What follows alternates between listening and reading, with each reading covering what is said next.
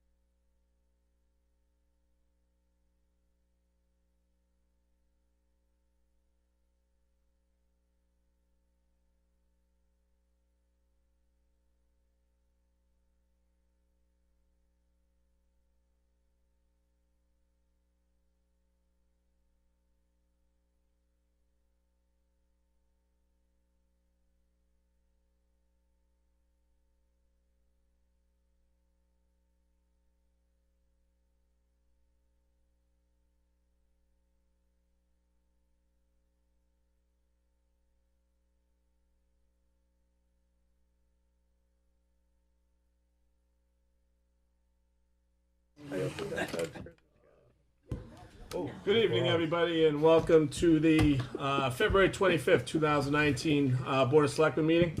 Before we get started, if we could all rise for our invocation and our Pledge of Allegiance. God of all creation, we come before you today to give you honor and praise, You are worthy of praise. You are the source of all that is good. You are the source of all of our blessings. Thank you for every gift that we have been given. We thank you for the opportunity to come and gather together this day. We ask for your hand of blessing on this meeting. We ask that you would guide and direct our meeting so it's full of wisdom, productivity, and respect for one another. We thank you. We thank you for helping us to accomplish our work and our goals. And for each of us that prayed to you this evening, we each pray to you in the manner we were taught. Amen. Amen. I pledge allegiance to the flag of the United States of America and to the republic for which it stands, one nation, under God, indivisible, with liberty and justice for all. So first, I'd like to thank everybody in the audience tonight and everybody watching on TV at home. As always, we'll try to clear the room as quickly as possible. So first and foremost, let's see here. Where We are have the public hearing, so we have to do that. Where was public hearing? Sorry, I didn't see the. Yeah, that's what I was looking for. It's at the top, it should be Is at the top? Oh, there we go. Okay. Last place I look is at the top. Yeah. Thanks. Yeah, so if we can have those folks come up, to talk about the beer and wine license. Well, I'm gonna have them come up first. Okay. You can pull a couple chairs up if you want, John. So, all right, first and foremost, we have to open up the public meeting, okay? We need a roll call for that? Need a roll call for open a public meeting, or, Just a motion to open the meeting. okay, just a motion? All right, so if you could, So moved. Second. okay, we motion a second for the public meeting. All those in favor? Aye. Aye. All right. Okay, public meeting now in session. Hi, everyone. Hi. How you doing? Good, good. If everyone could introduce yourself first for the board. Guess I'll start. Steve Flynn, half owner of Noonan's in Georgetown. Karen Manzer, head chef of Cafe Serena's. Kelly Duffy, general manager of Cafe Serena. Okay. And Steve Flynn Sr. Okay, welcome to everybody. I understand that everybody is here tonight to talk about, getting a license for your beer and wine license. First of all, congratulations. Everything seems to be going pretty smoothly. It looks great. Yeah, thank you very All right, much. fantastic. When are you guys scheduled to open? We're hoping May 1st. May 1st? That's what we're hoping. All right, we're looking forward to it. Yeah. Looking forward to it. Actually, with that, why don't you tell us a little bit about what the vision is? You guys want to go for the menu and Sure. We brought menus for you all to look at. Sweet. Here, you can just The cafe will be family friendly, farm to table, a little bit of something for everyone. So there'll be some comfort food classics. There'll also be some healthy salads, some local ingredients, trying to take advantage of the farms that we have around. But there should be a little bit of something on there for everyone. Mostly lunch and dinner specials. We will have some breakfast as well. Coffee and espresso drinks, smoothies. We're going to move the Callie's Cones up to Cafe Serena. Oh, you really? And then the mini golf, the ice cream, and the cafe are all going to be in the one building. Okay. And there's going to be a nice, beautiful, well, it's already built. There is a patio out there that's going to overlook the waterfall with tables and chairs for outdoor seating and a fire pit. And yeah. Okay. the inside's going to have a fireplace as well and live walls and going to be decorated with some amazing plants and flowers. Where are you going to get those? I don't want to be shopping around. No, I'm hungry. You guys did such a good job on the miniature golf course that, with the trees, plants, and all that stuff. So I'm sure it'll look great. All right, fantastic.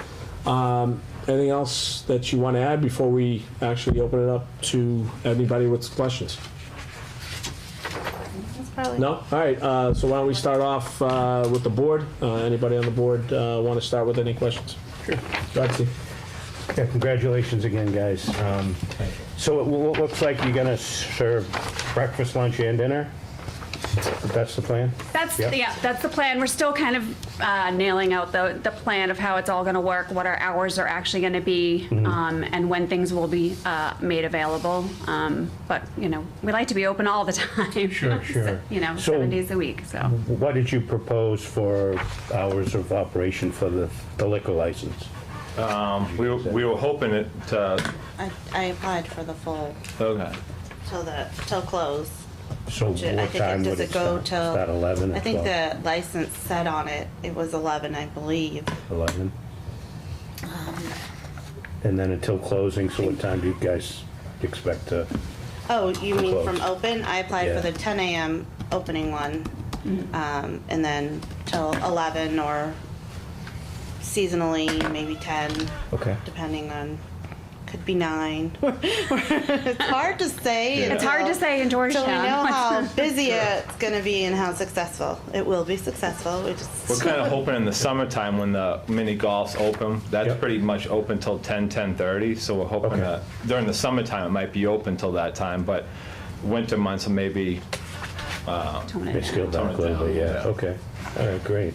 And then I assume you guys have your tip certified, you have all those requirements yes. for serving alcohol, correct? Okay, great.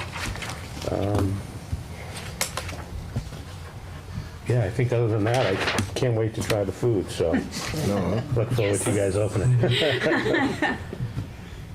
That's it for me. Okay, If I'm- yep. So you're going to have outdoor seating, right? yeah.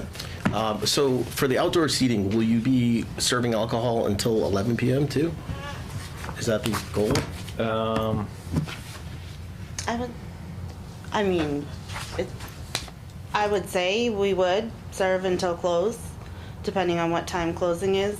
But it's strictly just the patio that's attached to the cafe. Nobody can bring their beer or wine onto the The mini mini golf golf course. course. Yeah. Or walk off the around- patio. Yeah, they can't walk around. They can be inside or right on the patio. They Okay. can't leave that area. You guys will have signage on that? Yeah. Okay. Yeah. Definitely. Yeah, no alcohol beyond this point. Yeah. Okay. Is that late enough for you, Kip, or? These days, at 9:30, I'm in bed. But... No, that's all I had. Okay. And that, just to, so the building's set so it's overlooking the golf course. The patio is more set up against the stone waterfall off to the left-hand side, so Yeah. it's not in view of public at all. It's kind of, It's kind of down the, yeah. it's kind of like in its own little cove Yeah. by itself, next to a waterfall, but there's a bunch of, you can't just dive into the waterfall either. Not too bad. And the only person's house there is yours. Yeah, right. Steven, again, this is just beer and wine, right? Yeah. Yes. Okay. Oh, I'm just glad to see that it's opening. We've been waiting for a long time. Yeah. And it'd be good to have a, another eatery in the town.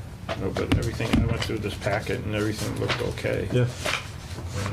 And you guys have long-standing reputation in the community anyhow, so Thank you very I'm much. just looking forward for this to happen.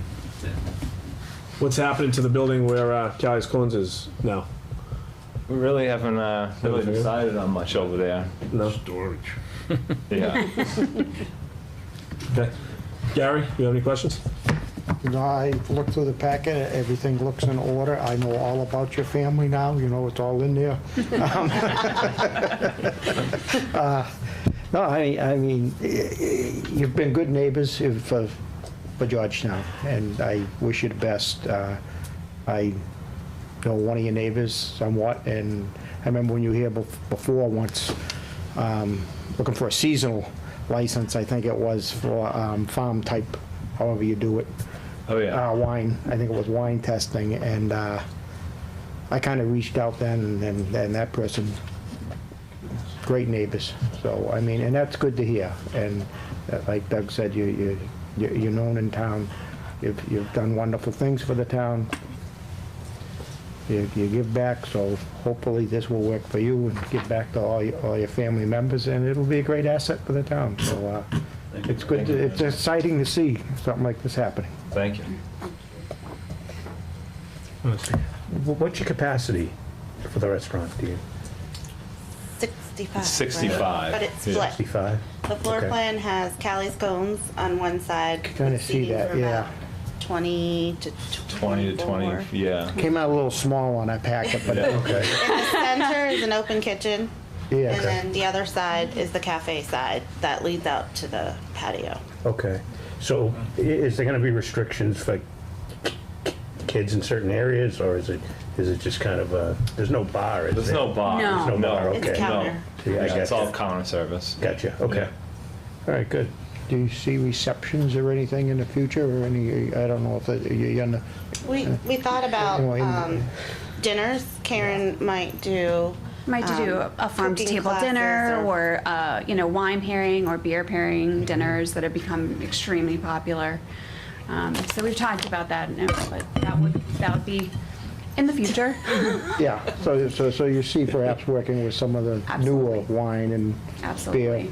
ventures and that, but, yeah, Absolutely. okay, Yeah. that's Yeah. good. One thing at a time, right? Yeah. Just get this going. There's new things opening up in town, who knows what the future brings, so. It's true. So is there any, like, event room, like maybe in the lower level, or is that just all storage? It's all and storage in the lower utilities? level. No, Yeah. Good, and then I did notice, and we were talking before the meeting about entertainment and having, I think it was mainly acoustical type Yeah, hearing, or? I did apply for an entertainment license because when I came to collect all the applications, I was like, oh, it would be nice maybe to have somebody do some kind of guitar singing on the patio in the summertime or inside. Coffee houses and stuff seem to Sure. be doing that lately. So, but not any wild, crazy heavy metal bands. Air band, No, yeah. we're an aging Forget it. community, so we need a little quieter time. I don't know, do they have any neighbors here or anything, Mr. Chair, that might wanna, I don't know if anybody came for it, or? I had a question on cider. I mean, Yep. beer and wine, everybody's doing hot cider now. Does beer and wine encompass hot cider or beer cider? And I mean, I'm saying legally from, you say beer and wine and comes to be winter and someone wants to do a, I think it comes under malt, but I'm not sure. okay. I'm A just hard wondering if you cider? can do that. Yeah, would come under a malt beverage, so it, Be allowed? classified as a Okay. beer. I would think so, yeah. Okay. And potentially a mimosa as well. Yeah, it encompasses champagne. As this is a public meeting, I open it up to anybody else who has any questions, comments. Very exciting. Anybody? Anybody? Anybody? All right. Does anybody else have any questions, comments, from the board? If not, we could get a motion. Close the Oh, hearing. that's right. Mr. Chair, I move we close the public hearing. Yeah, thank you. Second? Motion is second. To close, all those in favor? Aye. Aye. Now I move that we accept the request for a wine, beer, common victular, weekly and Sunday entertainment licenses for Cafe Serena. Is it Serena Serene, yeah. Yeah, we should do them separate. separately? Okay. Forget what I said. Mr. Chair, I This move. is an alcohol hearing. Right, oh, okay. We I did move- have on the common victular. That we accept the request for beer and wine license and for Cafe Serena. The hours. Expiration? Hours, what was it, 10 to 11? Well, we can be open as early as 7 a.m., but we don't want, obviously. I think on We applied Sundays for it the has to 10 be a.m. 10 p.m. Yeah. Sundays it's 10 p.m. Don't they have to be the same as everybody in town, basically, when we do a license? Yes. That's what I thought, yeah. That's- So what's the? So what are the hours? So what are the hours? I don't think we even have to mention them. I mean, that's posted in our, I think our expiration policy. date, probably, right? I know that the application did ask if we wanted the earlier Sunday one. Yeah. Do we have to mention the time, Mike? Separate. I don't, No, it's based on what As presented. Well, the state allows. why don't you put that, per state reg? Third time's a charm. So, Mr. Chair, I move that we accept the request for a beer and wine license for Cafe No, but they can- Serena has to be open. to coincide with the other Bylaws, beer and wine licenses in the town. opening. They have- And it's set to expire December 31st, 2019. Second. Okay, we have a motion and a second. We have any further discussion on the board? Okay, if not, all those in favor? Aye. Aye. Aye. Okay. Can we do the other ones, boss? Yeah, on the common victular, we don't have the common sign-offs victular, yet, Okay. because they're still in the process, so Okay. I did talk to the electrical inspector, he's just done rough electrical, they haven't had Board of Health out yet, so the common victular does require the sign-offs. Yeah, that won't happen. It could be, if you wanted to vote it contingent on Can we do us getting them, conditional? and then they don't have to Are we, come are we back. okay with that as a board? I'm okay with that. Yeah. Okay, let's do that. Okay, Mr. Chair, I move that we accept the request from Cafe Serena for a common victuals license conditioned upon the completion of required inspections or sign-offs. And does that expire December 31st, 2019? Yes. Expires. Second. Okay, motion is second. Any further discussion on that? Okay, if not, all those in favor? Aye. Aye. You got everybody on that? Yep. Okay, all right. Okay, so now we can do, is the entertainment licenses require any conditions, Janet? No. No, it So wouldn't have to. I move that we accept the request for a weekly entertainment license for Cafe Serena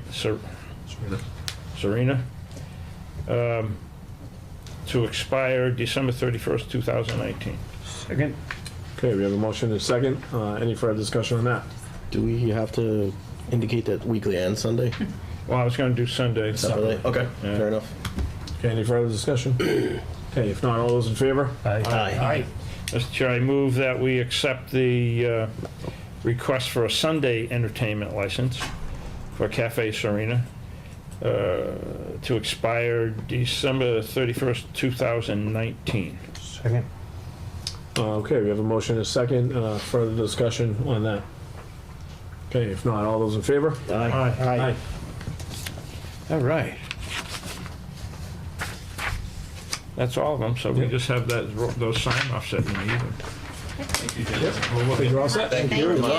Wish you the best. Thank you. Thank See you. you soon. Expect to see you all there. We will.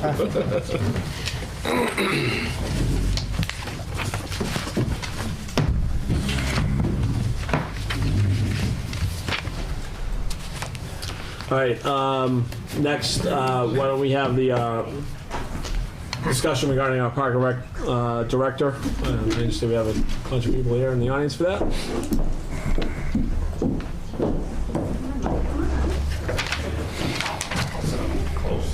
I'm assuming you all got Sit up this. there, Jim, that's number John, one. did you choose this?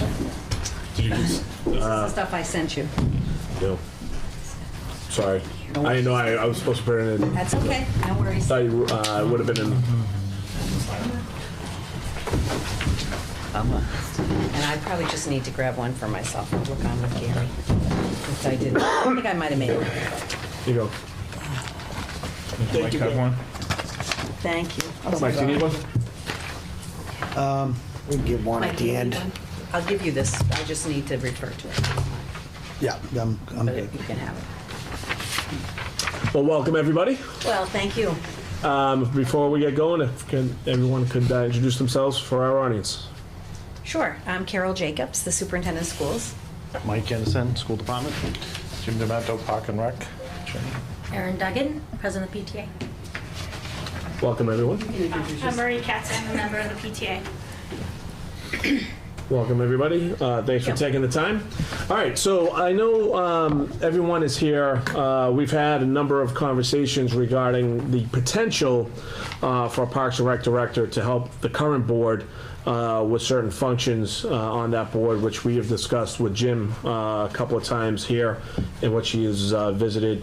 Those couple of discussions, and correct me if I'm wrong, Jim, but, it was felt by Parks and Rec that it was helpful if you did have someone come on as a director to help with some of those functions. Yeah, I've had more, I haven't had official vote yet, but I've had, we've had, my last talking with me, we had 2 in favor and 2 seemed to be against. I think Gary wasn't there for the last meeting, but we'll have a meeting on Wednesday, which we could formally vote.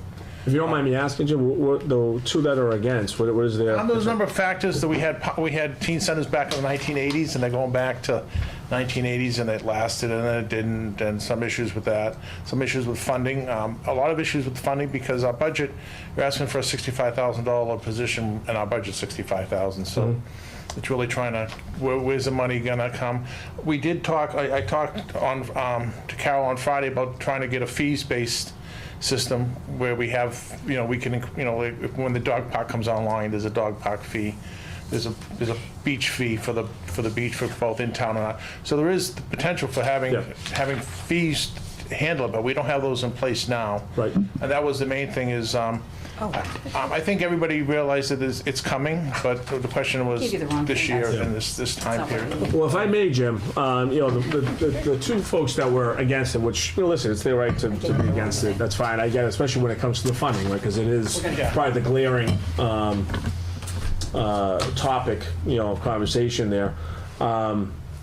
And we may have tried it before, right? But, in the 80s, in the 1980s, we also had phones that went, this is a different time, right? Sure. So I would hope that maybe we did it better, this time, and we were better equipped and better. And I also know Carol has said that all the other communities have it, and it's a reasonable, we're one of the few communities that don't have a Park and Rec director. Carol, who has directors right now at the Park and Rec? Well, Aaron had done some research for us. A lot of the neighboring communities have people who work and do a variety of things within their community. Our mission here was to, if you recall, was when we went back. I think Mike, I guess, heard you guys talking about concern about finishing up things like the parks and all the different things that in town that Park and Rec was involved in, and the challenges with the fact that it was a volunteer board, and they were doing most of the work in town, really, to get it done.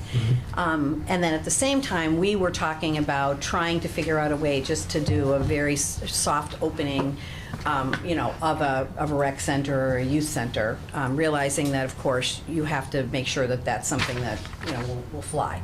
So our goal, when we looked at that, was, wow, gee, is this a time where the town could actually serve a lot of purposes, right? So unfortunately, what I gave you was not what I thought I gave you. But Aaron does have the document that we, and you all have. Do you want to put it up on the screen? Can we forward it to you somehow on your machines? I think you can just connect right there and we can. Joe has it on your email from today.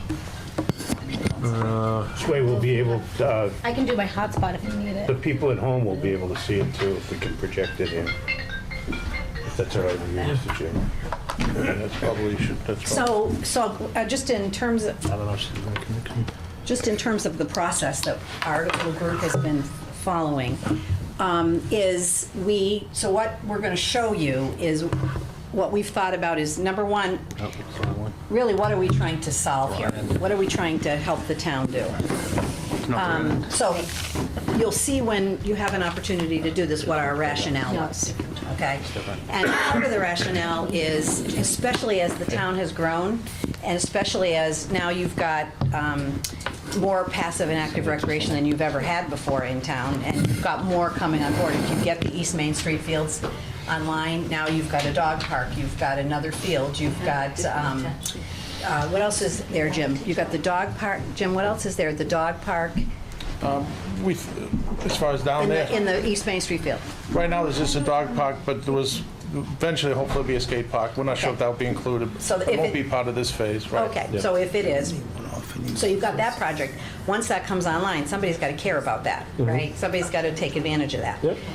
You know, like I said, with the rec center, it's really for us, it's just repurposing the space that we already have, getting some donations from the community in terms of how to, we've got a lot of furniture and a lot of things that, so it's really for us, it's just getting somebody to staff it. And initially our plan, PTA's got some funds that PTA will put toward that, and we'll do some things with maybe some college interns and do some volunteer stuff. But the hope would be if in this first year, if this park director of recreation and youth services comes on board, they would, part of their job would be to get it open, right? Work with the kids, get it open, work with the community, and see what it is that we want in terms of programming.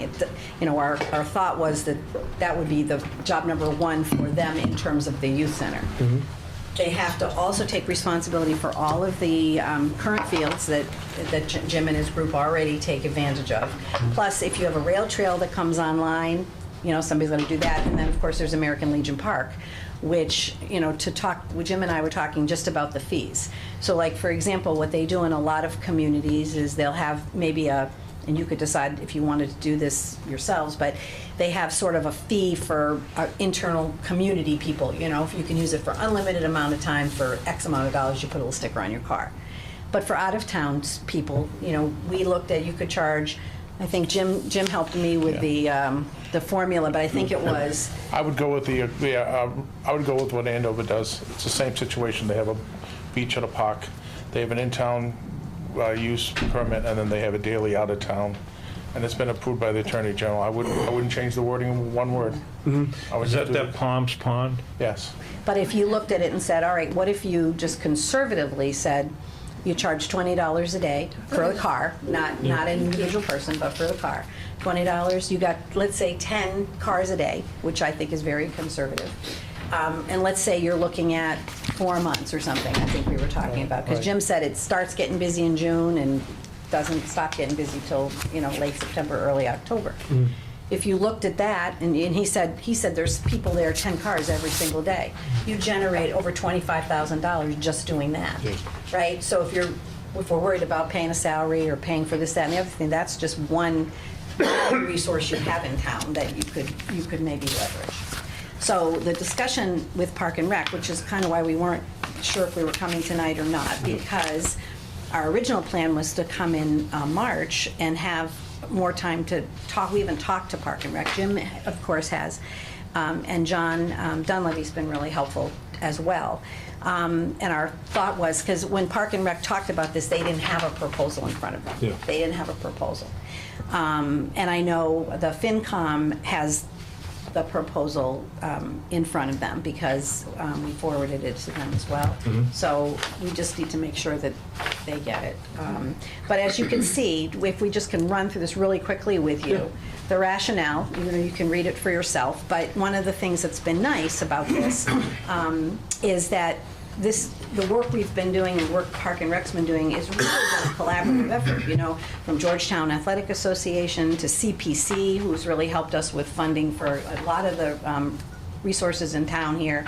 You know, all these departments have worked together in this town to do a really good job on getting more options available for town residents. If you can sneak down there, Aaron. So just to be a little more specific, right? So good example of how, whoops, can you go back? Sorry, yeah. Of how things have changed, right, is we've constructed an all-weather synthetic turf field, right, and that is used really all year by the community. Even when GAA isn't using it or the schools aren't using it, there's people out on that field, right? And that, of course, donated by GAA, and they're raising money actually to replace it in 10 years when the carpet might need to be replaced, which I think is an incredibly generous contribution and offer. And CPC, you know, we're very grateful to them for approving the funding for the site work on that. So also, you know, the town has improved and continues to maintain fields on West Street, American Legion Park, Little's Hill, and the upper, we maintain, Mike and his crew maintain the upper fields at the middle high school, making sure they're aerated, mowed, and scheduled by different groups. Our fields are very busy.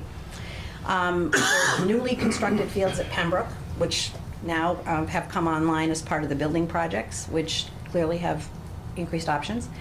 And now there's the proposed project we were just talking about on East Main Street that wants to add more field space, a dog park, and possibly a skate park. Project obviously needs to be completed. There's been structural improvements to the American Legion Park, including a new playground structure, band shell, bathroom, refreshment area, all to use, to encourage the facility's use. Even though there have been some challenges that have been arisen, there does need to be a plan to oversight and monitor the facilities during the high peak times. There's the development of the rail trail that the community's been engaged in. Go ahead, Erin, if you can go down. The new construction of the basketball courts that were and shuffleboard and bocce court, which we're hoping to do. Thanks to the CPC, we just received information recently that that's been approved by CPC. And so that would be hopefully constructed in the summer behind the Pearly School. And it benefits more than one group in town. Identified the space and the need for a rec center on the second floor of Pearly. Using the available space, volunteers, and donations from the community in the first year, we can actually provide a place for youth to gather in healthy and positive activities they can engage in, reducing the risk factors, which is great. And then there's currently a group in town talking about the redesign of the upper fields at the middle high school, which is very early in the stages. So for all of those reasons and all of those changes, we're proposing that the town begin to discuss what we can do to make sure.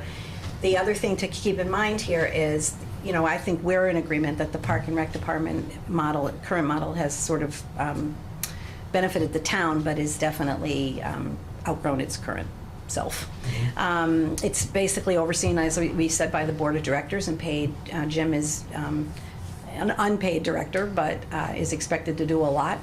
And I think kudos to the board of directors, who really does a great job actually conducting projects. So they do some contractual services with some groups, but for the most part, they've really taken this and run with it. And I think that they are currently the only department in town that doesn't have a paid professional to manage the work. And I think the purpose of doing the bulleted list above is to show how much work there really is, and that isn't going to get less. In fact, it only has the potential to increase. So, for all those reasons, we do think that it's time for a full-time director of recreation and youth services for the town. Then what we did is we went and we said, here are all the knowledge, skills, and abilities that we're looking for in that person. And, I'll just give you a minute to sort of, kind of quickly read through those if you have any questions or you think we've missed any. Actually, I do, if I could, Mr. Chair. Yep. Sure. Well, just quickly, up top there, if we go back a little bit, Yep. is the goal of this to support what we do now, plus the school that's right. fields as well? No, Is that- we're taking care of the school fields. Okay. But we're just saying that the town has changed and all Gotcha. of these things, are coming online. And we would expect that this department recreation director would be working with the schools for sure. But no, Gotcha. we will maintain the schools Still maintain fields. this, oh, okay. Right, Mike? And- Yeah. absolutely. Yeah. And then I think the confusion before was, what is the position? And it looks Yeah. like you Yes, guys and that's have what we ironed thought that that was out here. right. Is So- it an overseeing? Is this person overseeing? Are they doing? Well, they have, in working year director? one, it's a working, I think it's always going to be a working director. Okay. But in year one, we've been sort of narrowing in on getting the position. Understanding that, depending on, as time goes on, you might have to add 10 hours of clerical support for the person. If you want the person to be out and about and doing things, they can't be worried about answering their correspondence or chasing down a document, right? So, but initially, we feel that we are proposing this be a full year, Okay. Full-time position with benefits.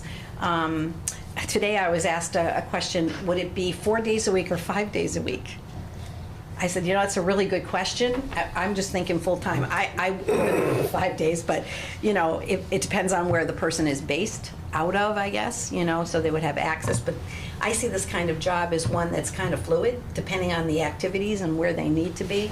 In the season. You know, in the season. I was gonna say, I think Carol, you and I discussed that, Yeah. you know, it depends on the season too, because during the winter, like, there are no fields, Right, you know, right. that you're gonna be tending to, and it's really gonna be about the rec center and also doing some formation of maybe some other programs we talked about, maybe the Christmas tree lighting, Exactly. maybe another, you know, function in could be a town, winter whatever. carnival. You might have a But winter during the carnival. summer and spring and everything else, now they got the fields online, and it's just open. So I actually see this person actually, you know, working more hours in the spring and summer, and this is just Yeah. throwing it out there, spring and summer, Yeah. and maybe even come back a little bit, you know, to a regular, smaller schedule, you know, during the fall, winter hours, but yet it still comes down to, you know, a 40-hour Sure. full-time position. How the structure of it, I think that was the other Yeah. questions in terms of, you know, typically the way that government works here in town, right, is you have a board that oversees Yes, we're gonna get. we're gonna employees. do Oh, you that are, for the okay, state. I'm sorry. I didn't It's mean to okay, no jump in. problem. So And then, before you get going, Carol, one thing I have to stress, and this is for everybody's benefit, the school is not, you know, it's not heading this. No. All right, Carol is nice enough to lend her time to this because she feels it's important, like I do, but it's not a school function. Okay, this is going to be this is a town. a town, but really almost a Parks and Rec. It's you a know, par- it is, position. it's there, it's Right, and there. one of the things too, you know, like right now we have Juliet doing all the GA fields, Yeah. all the fields. Hopefully this new person Right. will take all that on. You'll be able to get up in the morning and say, I want to play baseball with my son at American Legion at 10. You can go and see if the field's being used. Right. Stuff like that. So there'll be services, additional services just by that continuity. Yeah. That will work in.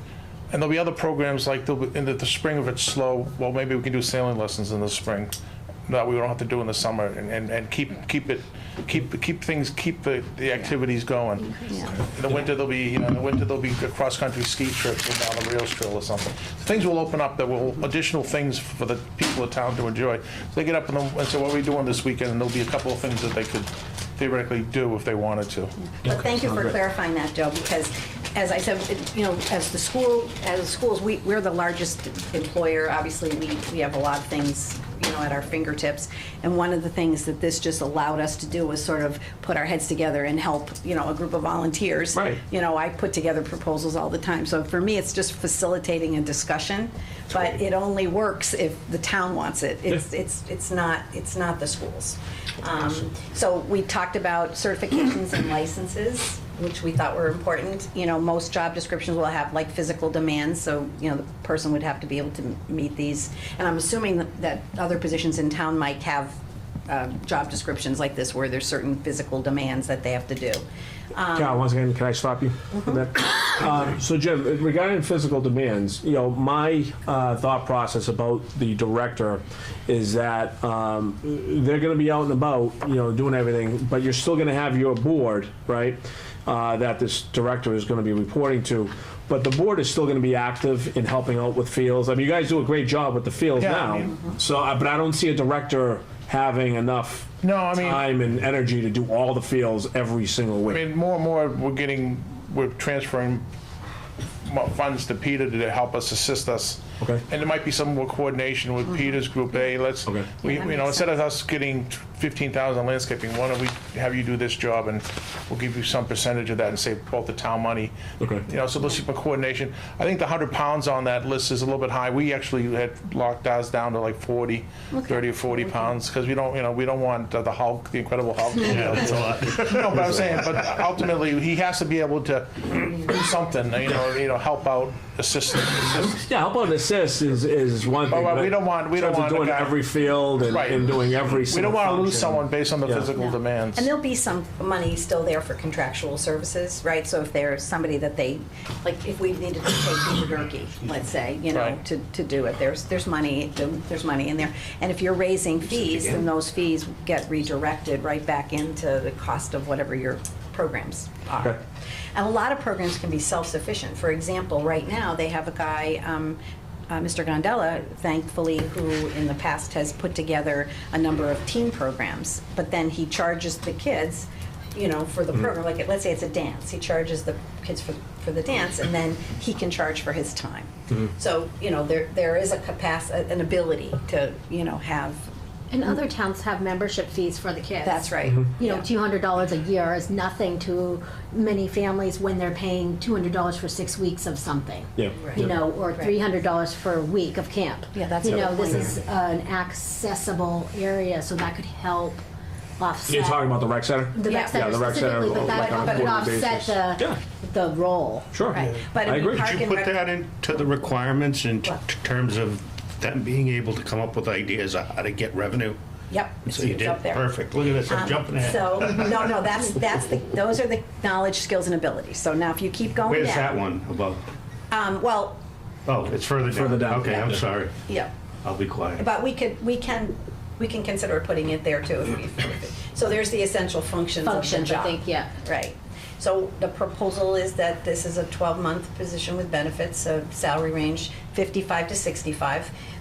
Because you could potentially get somebody who's, you know, got some experience, but 55 is not a bad starting place. So basically, you can see the task. So they would be required to hire, schedule, organize staff, right, in all of those areas that are under Park and Rec's control. They would be coordinating with other town departments. So for example, let's say Colleen wanted to have a bocce tournament on the bocce court, right? You know, this could be something that the director could, you know, help her organize, right? Or let's say in the summertime, the turf field is kind of quiet, much quieter in the summertime. Perhaps Park and Rec wants to set up some kind of leagues there, you know, that, you know, they want to run. You know, again, there's all kinds of possibilities. They're obviously they have to purchase and maintain inventory, supplies, and equipment. They have to be able to supervise all programs. That doesn't mean they have to physically be there every single minute, but they have to know what's being run and be sort of overseeing that. They need to communicate with staff, obviously regarding expectations and outcomes. This person, you know, obviously would take their direction from Park and Rec, but as the leader of the department, they would be communicating to their staff what the expectations are. Schedules and requires the maintenance of town grounds. You saw that before. Meets regularly with the board, so helps prepare the agendas, you know, just some of the clerical kind of things, keeps the minutes, and coordinates with the chair. Drafts and presents a preliminary annual budget, an annual report, which Jim says they already do now, and, you know, approval of the board. Files, keeps confidential files, which is why down the road, depending on how big it gets, you know, you might want to get some clerical person because you're going to get a better value for your dollar if the person's out doing the programming and, you know, and communicating with the public rather than filing. And maybe there's a person that works in town right now that wouldn't mind 10 more hours, you know what I mean, to make a more of a job for themselves.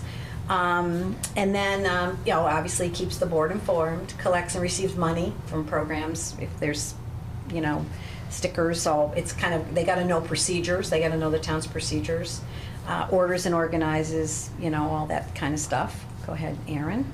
Thank you. The town celebrations. So Joe had asked, you know, could we consider the annual tree lighting? So we put it there. But we also thought, well, maybe there could be other town celebrations. Maybe there could be a winter carnival or something else that, you know, the town might, you know, really want to do. Works with other town boards and committees on the completion of the East Main Street fields, which sounded like that was important. And follows, and one of the things Jim and John had said is they have to really know town regulations and bylaws when proposing projects, like that they have to get that. Develops a yearly strategic work plan for the board with short and long-term goals. Oh, you know what, Jen? I don't see it here now that you mentioned that, Steve.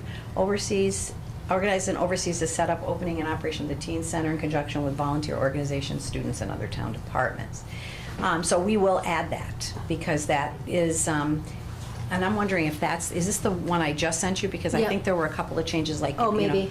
but that's basically Sorry. it. I think that's We basically talked about it. adding grant writing and that. Yeah, the one that's not there is the one we Yeah. talked about adding, Oh, sorry. which is to seek, fine. you know, seek grants and, you know, Yeah. make Wrong recommendations version. for additional revenue sources. So we Yeah, will make because sure that's going to that. be key if they want to grow the department. Yeah, and it's also leveraging the CPC. We wanted, for Yep. instance, we're using water in American Legion. We should have a well Yeah. Because it'll pay itself in 3 or 4 years, and you know, maybe we can get that done through CPC if we word it the right way. Sure. But there's plenty of these little projects that we could throw in, and having someone keep a short-term and a long-term plan on things. Yeah. That's awesome. So this is the part that we didn't have a chance to talk with Park and Rec about.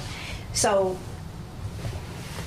obviously, we're trying to keep the new money to the town at a minimum in year one, because we do understand that it's a challenging budget year, right? So we thought, well, if we took the director in year one and we 55 to 65, and then they already have, I think it was, I don't remember what my number was, I think it was 67 and change Right. is their current budget. So, if you kept 27 of that, and really prioritize what those projects were that you were going to do, whether they were contractual services. But now you have somebody who can actually mow some of the fields, or we could maybe get Peter Durkee's group to do something more efficiently than what Jim's group is currently paying. He's mowing most of them now, so. Yeah. But So there's other things, yeah. yeah, so the goal would be, in the first year would be to basically redirect, which is our favorite word, which is to redirect money from that, there it is, 68,038 was what was in the budget I looked at. And if you took 40 of that, right, and redirected that into the salaries, kept the 27 to do projects, and then if the town would come up with $25,000 in year one, obviously plus the cost of benefits, you could get this position in the first year. If I could stop you there again, Carol. Yeah. So, and Doug, maybe you can chime in as well. So this is something that we're really positioning as, helping our kids, again, help them make good choices, kind of keep them occupied, right?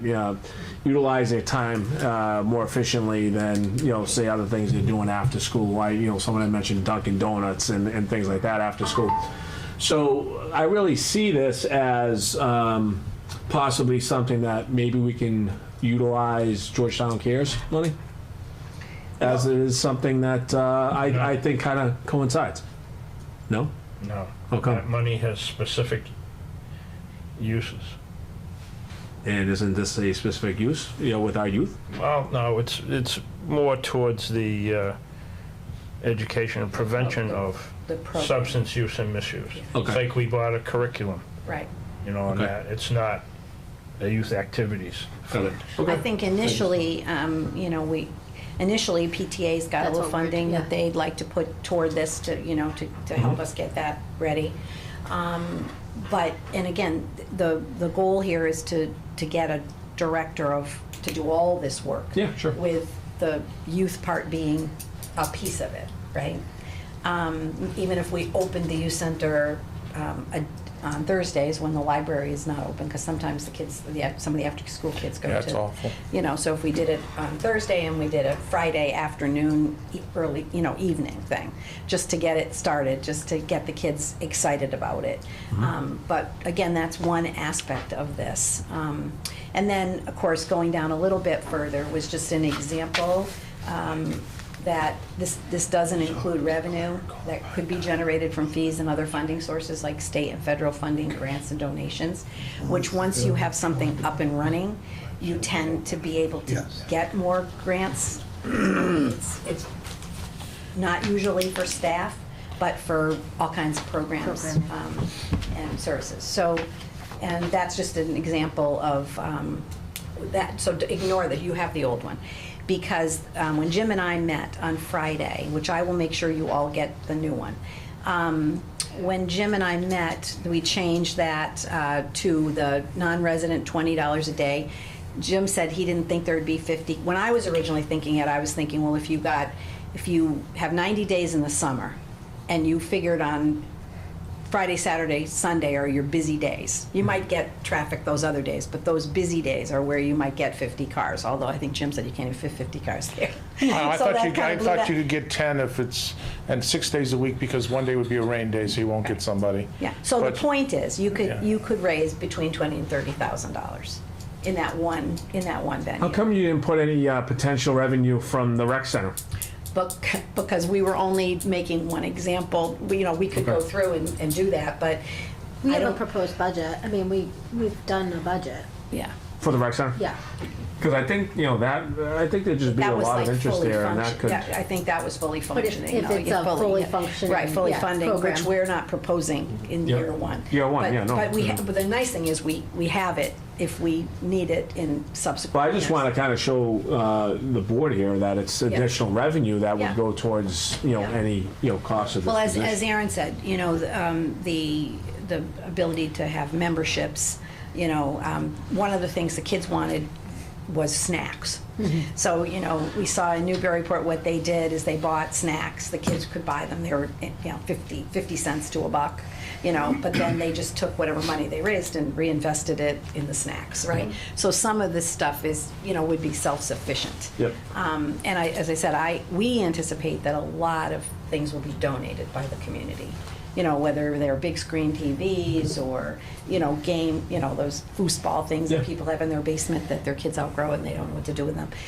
Just those kind of things. Couches that, kids could, sit and watch a movie or, places where we could put like a homework space. We'd also like to create one of the spaces be an arts space with a maker space, which again, we feel like we could get Funding for that. donations and funding for that. And private sponsorship. So to that. I agree with that. So to your This point, is- we could raise some revenue by having kids pay for fees and do a lot of things that would be, just self-sufficient. But again, you have, as Jim pointed out, you have other areas in town too where you might potentially be able to, that other people utilize that, are reasonable fees that, unfortunately, I hate fees, but, in the schools, like for after-school programs, we try to keep the programs' costs as reasonable as we can. It's certainly competitive and a little less expensive than a private situation would be, but, people pay a fee for that. People pay a fee to play athletics. Like I said, I hate them, but it's how we can run, it's how we can afford to run the programs we're I mean, running. right now we have pickleball, you could charge a fee. People could say, I want to reserve tennis from 2 to 3. So if they actually reserve it online on a computer, they'll pay a fee. I mean, So GAA they know charges a fee for. They know it's things that their they- allocated time. It's the band, not the bandstand, the pavilion, making sure that that's completely You could paid rent, every you could time. rent the space out, right? I mean, so there are a number of things. I think the real goal and the reason we're talking to you is, we think that, the fact that the town has done a really great job, and I know I said to Joe, I've personally sat at probably 4 strategic planning meetings in the town, and over I've heard people say, we really want the quality of life to be here for our families, for our seniors, for everybody, and part of that is active and passive recreation. So the town's done a great job of increasing the opportunities, but now, you have to maintain them, you have to oversee them, just to protect the town's investment, if for nothing else. Yeah, I mean, Camp Dennison's had some weddings with people who it worked fine for them. They weren't looking for an expensive wedding, and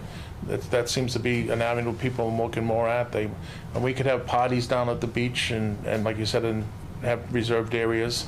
As long as it's not crazy money, people, you want to make it so they say, boy, this is the best value. If I look at A, B, and C, and there was 3 times as much. Jim, just as an FYI, there were already parties down at the beach. We just don't know about it. We're not charging. I'm talking about birthday parties, yeah. Opportunity for revenue. Listen, there was a wedding there. We didn't know about it from what I heard.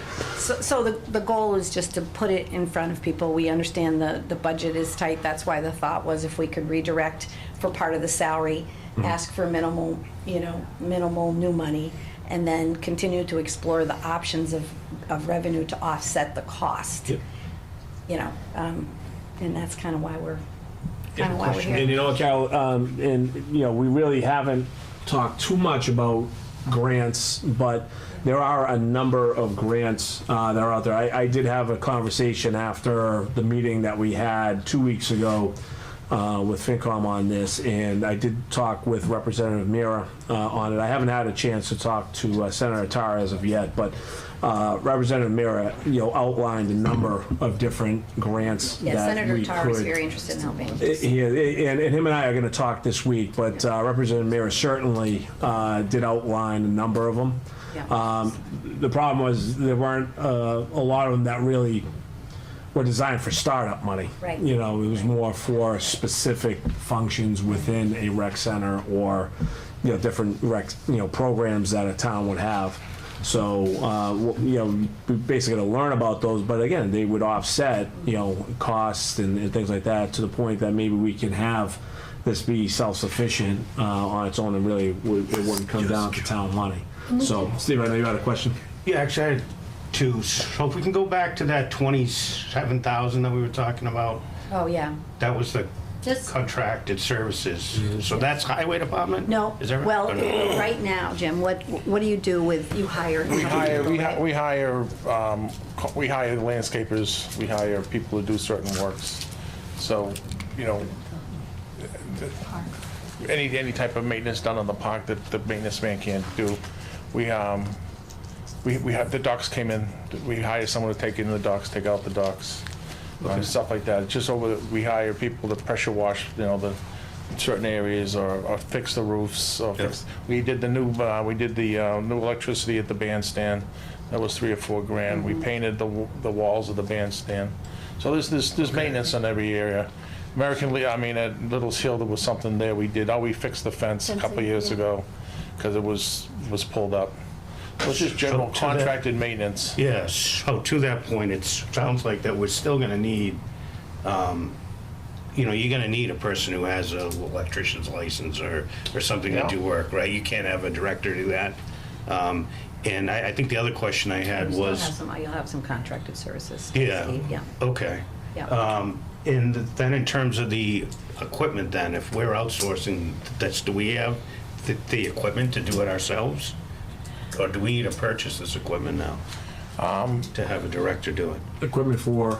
Like landscaping, for whatever we're contracting out for mowing or? We buy the lawnmowers for Peter and he mows our field, so we've been contracting Peter we to. could contract. We got a So deal. we can use his lawnmowers then? No. He uses his lawnmower. We have some services. We have a gator that someone we can do light maintenance, but there is some things that we won't be able to do. But I mean, That's my question. So if we're saying that we're gonna offset that with this person, if we don't have the equipment to do it, how's he gonna do it? it's also my hope that, for instance, we get a lot of stuff from the light department. When we have the lights go down, they go in, they put in the new light bulbs for us. I mean, so Equipment. having a guy on staff, having a guy down there. Let's stay with the equipment question though. Oh. So how do we get the equipment for this director to use to offset what we're contracting? Truthfully, it comes from us. We pressurized the tennis court. I brought my pressurizer down there and had someone use it. So you have guys around town, find someone who has a piece and's willing to loan it.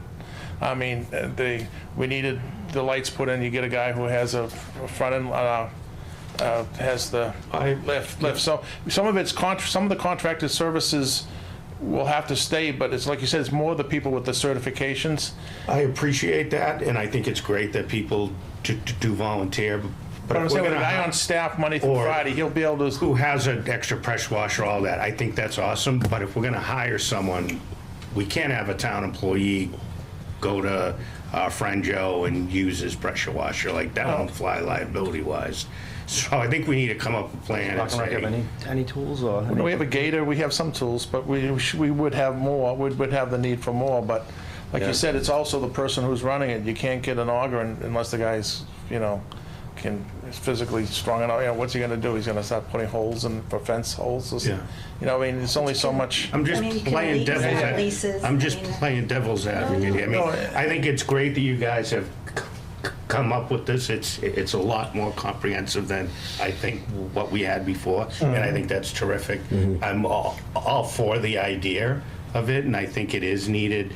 I'm just kind of putting on the financial hat, saying, is all this going to work out? Like, are there things that we're not thinking about? We have a retaining wall the CPC's paying for. I think one of the things we got to do, this person's got to do better, is identify the big projects and see how they fit into the CPC funding. For instance, like if we have this parking lot, you capital probably improvement. need some improvements. So there could be an in and an out, and so you can keep track of who's paid and who hasn't. Sure. Maybe there'll be an improvement to the parking lot area. That could be a CPC, recreational area improvement. But yeah, there is this. It's tight. There's no doubt that this first year is going to be tight. Yeah, But yeah. I mean, I think if we increase the fees and start working on getting a fee-based system on some of these things, we could help to offset it. Well, I think we all agree that, especially when I was talking to Carol, that, again, as Jim said, first year, it's almost like going to be a work in progress, right? I mean, you got to, put someone in, and that person is going to outline, okay, you know what, I have to be here, here, here. Here's the way I'm going to do this, how it is. But there may be some shortcomings, and that is something that they'll have to note. And then we have to go back and say, all right, this is what we need. Maybe second year, we do this, this, and this. For the first year, it's going to be a lot of, give and take. And second year, maybe we correct those. And then second year comes, and we might have some more challenges. And, it's going to take maybe, a little while, maybe a few years to get everything running the way we ultimately see it, going. But Sure. It will be definitely a work in progress for the first year. Can I say one thing about the tools? Oh, yeah, go ahead, sir. Likes the tool. Because not all the departments have all the tools. Yeah. We all borrow from light, highway, water, school. Okay. Peter borrows from us, we borrow from Peter. We So borrow that from is the water. possible then to do that. But Park and Rec may have limited access to tools, but once he's working, he or she's working with all the other departments. Okay. They could come borrow whatever they want. That's great then, You know, yeah. So it is Eventually, there. they may need their own Gotcha. truck or something, but I think in the first year, they could come up with a list and Where I'm work at- with everybody. and Where I'm at work, I can't say to Peter, hey, you gotta move those rocks. Yeah. But if you have a guy that's paid, he can go, I'll meet you at 11. I gotta move those rocks and I'll show you where to move them. Sure. I mean, so a lot of that stuff gets lost because, we're just not gonna have, give them. So I think it will help in some respects. Some of the shared services will be using more. Yeah, I wasn't aware that you Yeah, we- guys did we that. all- That's Yeah, great. we- swap all of and our departments trade all. Okay, great. And what is the, I actually wasn't able to make it, I was sick, but what was the FinComs? Like, are we doing it for this year? Is that the proposal, or Well, is it, well, is there money in the Well, budget? if I could answer that. So FinCom was at best, kind of on the fence, and I say at best, because number one, they thought it was a little late in the game to come, with this. And by the way, if anybody has any remarks on that meeting, please, add them. They also had concern because we are at a deficit already, okay, within the overall budget. So thinking that this might not be the best time, for it. My thought to that was, I don't think we're ever going to be at an ultimate state where it's going to be the best time, for it. I think they felt that it might have been even a little rushed. I disagree with that because we've been, even on this board, this goes back, we were talking about this in the fall, even though we started conversations then. And then I think, Carol and Mike came first time when? December. December, about the Parks and Rec. So, And Jim was with we've been talking about it for a while. Yeah, Jim has come a couple of times and we talked about that, the director. But I think when Jim came, we were talking about that director position as being a part-time just for the summer and spring, and then you introduced the Parks, which makes, we've been a lot of working on sense. this for a while. So it's been, kind of a revolving thing, and and I think everybody here has done a great job putting this together. I agree. Gotten some people involved, with our with the vision.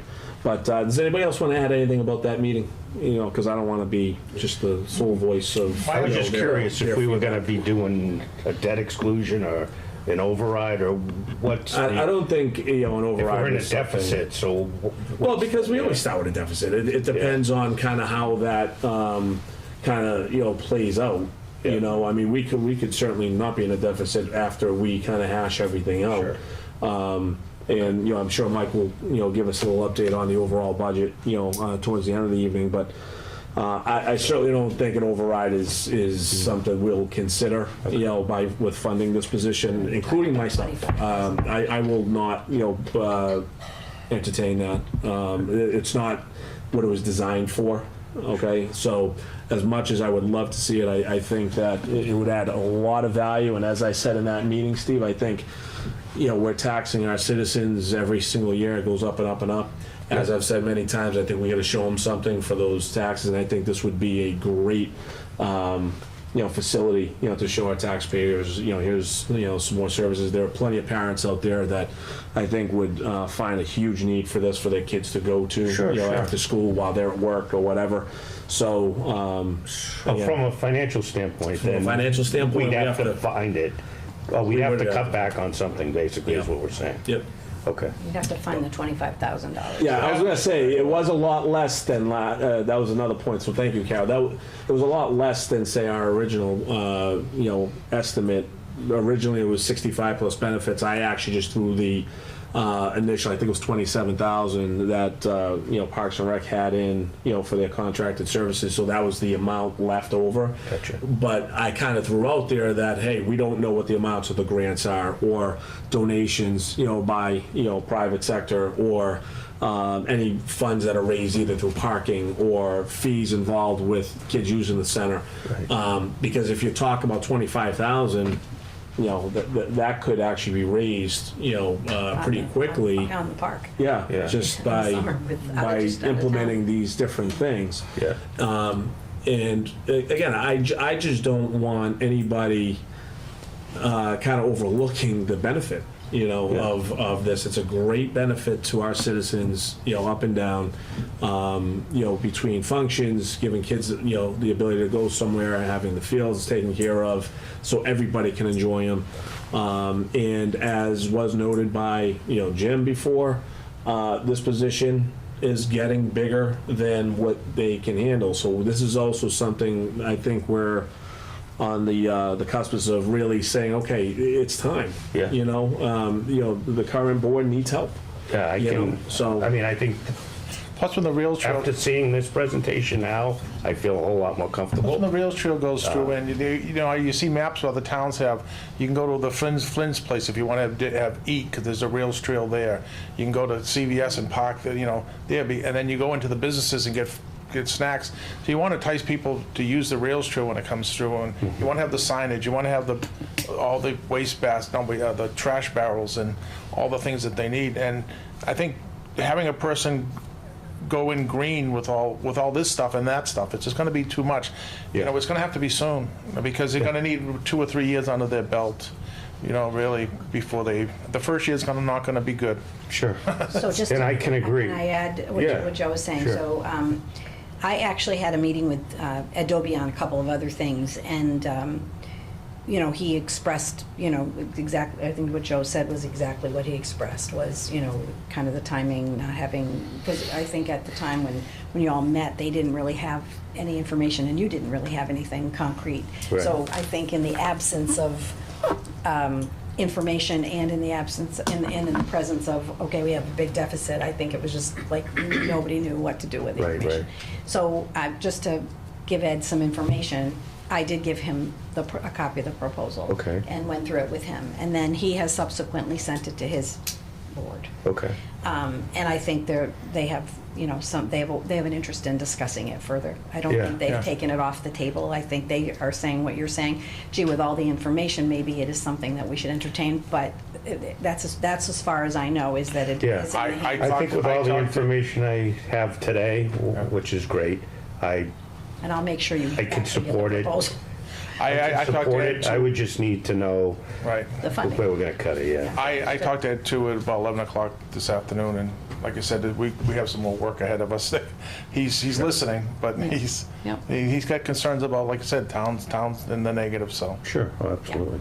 Yeah, so if that were to be resolved or reconciled in some ways, I don't. Okay. I think conceptually, just like you're talking about conceptually, I think there's support for it. It's just a question of the logistics, right. like anything else, right? The devil's in the And details. we've mentioned that a couple of times. Ed also conceptually is in favor of it, Yeah. but again, he has a real Yeah. worry. He has a all have that focus on the budget this year, how he wants to handle it from a FinCom standpoint. So I don't want anybody here or watching thinking that Ed is against us. It's not Oh, the no, case. no. But I wasn't aware the PTA had a little bit. Maybe there's other organizations out there that got a little bit, that can help with this effort now that we're on TV. Yeah. Having the PTA come aboard with We've a been little bit. talking to other organizations as well, and they're interested in. There's always the Helping GAA and put this other big together. organizations, and the Knights of Kiwanis, and The Kiwanis, yep. so. And this town has been, like I've felt in the 12 years I've been here, has been amazing in terms of the way people come together and cooperate, Agreed. you know, and that's just one of the special things about this town, in my opinion. And, you know, we've all been able to accomplish a lot in town, you know, on a conservative, you know, budget, Yep. right? But it's because of all the people who work together, and Yep. it's because everybody has a shared vision for what they want in this town, and that's very important. So let's. I talked to Carol about really presenting tonight because I wanted the board to hear kind of currently where we're at. Again, I know we had a meeting with FinCon a couple weeks ago, and you know, this is kind of the newest and best. But listen, are there anybody else? Anybody else has a question? We're going to allow another 5 minutes, okay, and then we're going to move on. Go ahead, Gary. I'll use all of that.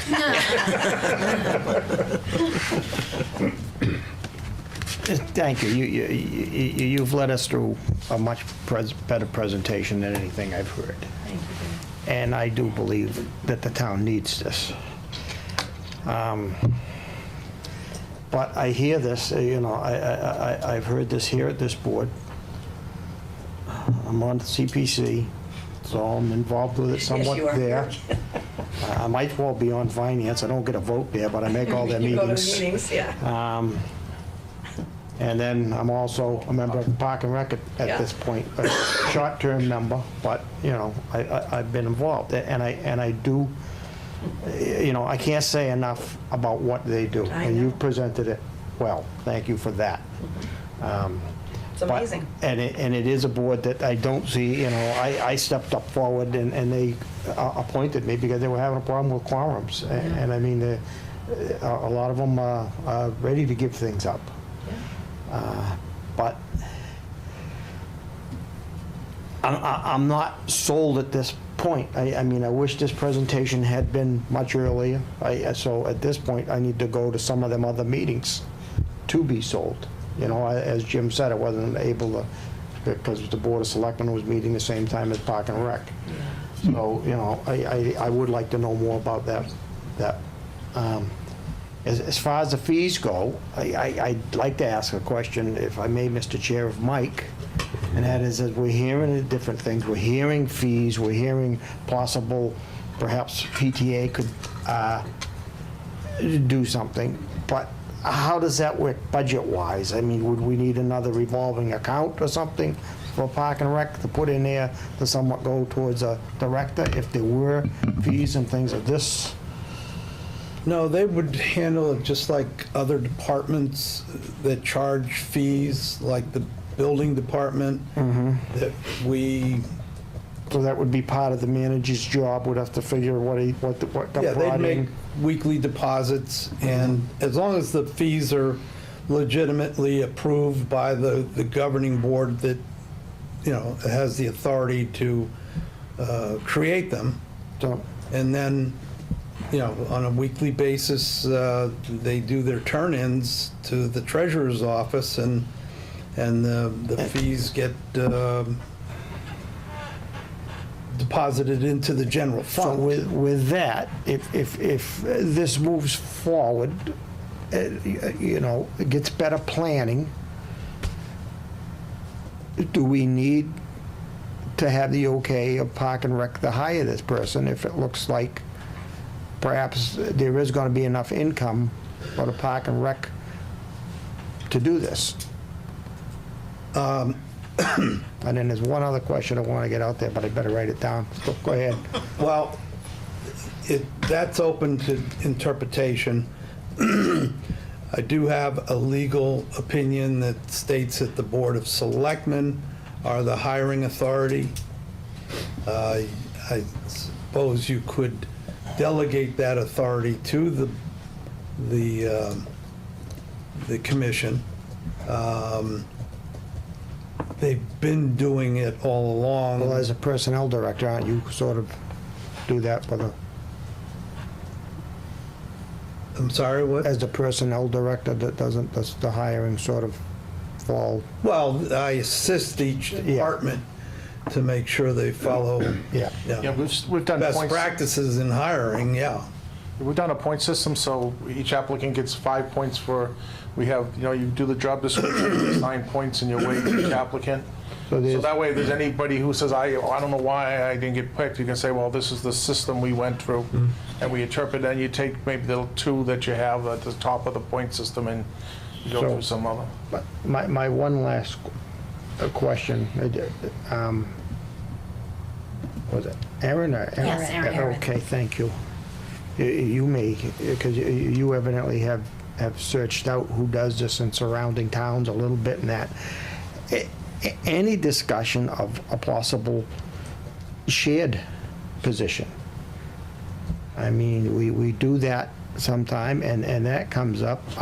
You talk about going to the state for help, and that is one of the things that, you know, we had the lieutenant governor out here recently, and one of the things they keep pushing us with lots of their plans are anything that you can do regional, it helps to get funding. So, and I mean, if this isn't perhaps quite large enough, a little large for our budget, maybe we should be looking towards a shared position with a surrounding town. Like maybe Raleigh? That would be great, Jim. I don't know why you're bringing that up, but We have a lot of other shared, we have a lot of other I'm shared not sure where you're assets. going with that, but. Oh, because then we get So, I mean, excise tax on boats. I would just put that out there. I mean, at this point, you've done a great presentation, but I tend to have to agree where the finance is, and perhaps they'll come on board, I don't know, but, you know, it's, the chair's not probably gonna like this, but to me, it's still a little late in the game for this year. So I'd just like to throw that out. And also, I mean, you know, at that meeting that we had, the joint meeting, you know, one of the things I threw out there was, I'd like to see it larger than just what you're talking for a rec center. I think the whole town. I was happy to hear Jim mentioning more about, you know, perhaps sailing things down at the pond or something of that sort, that families could take better.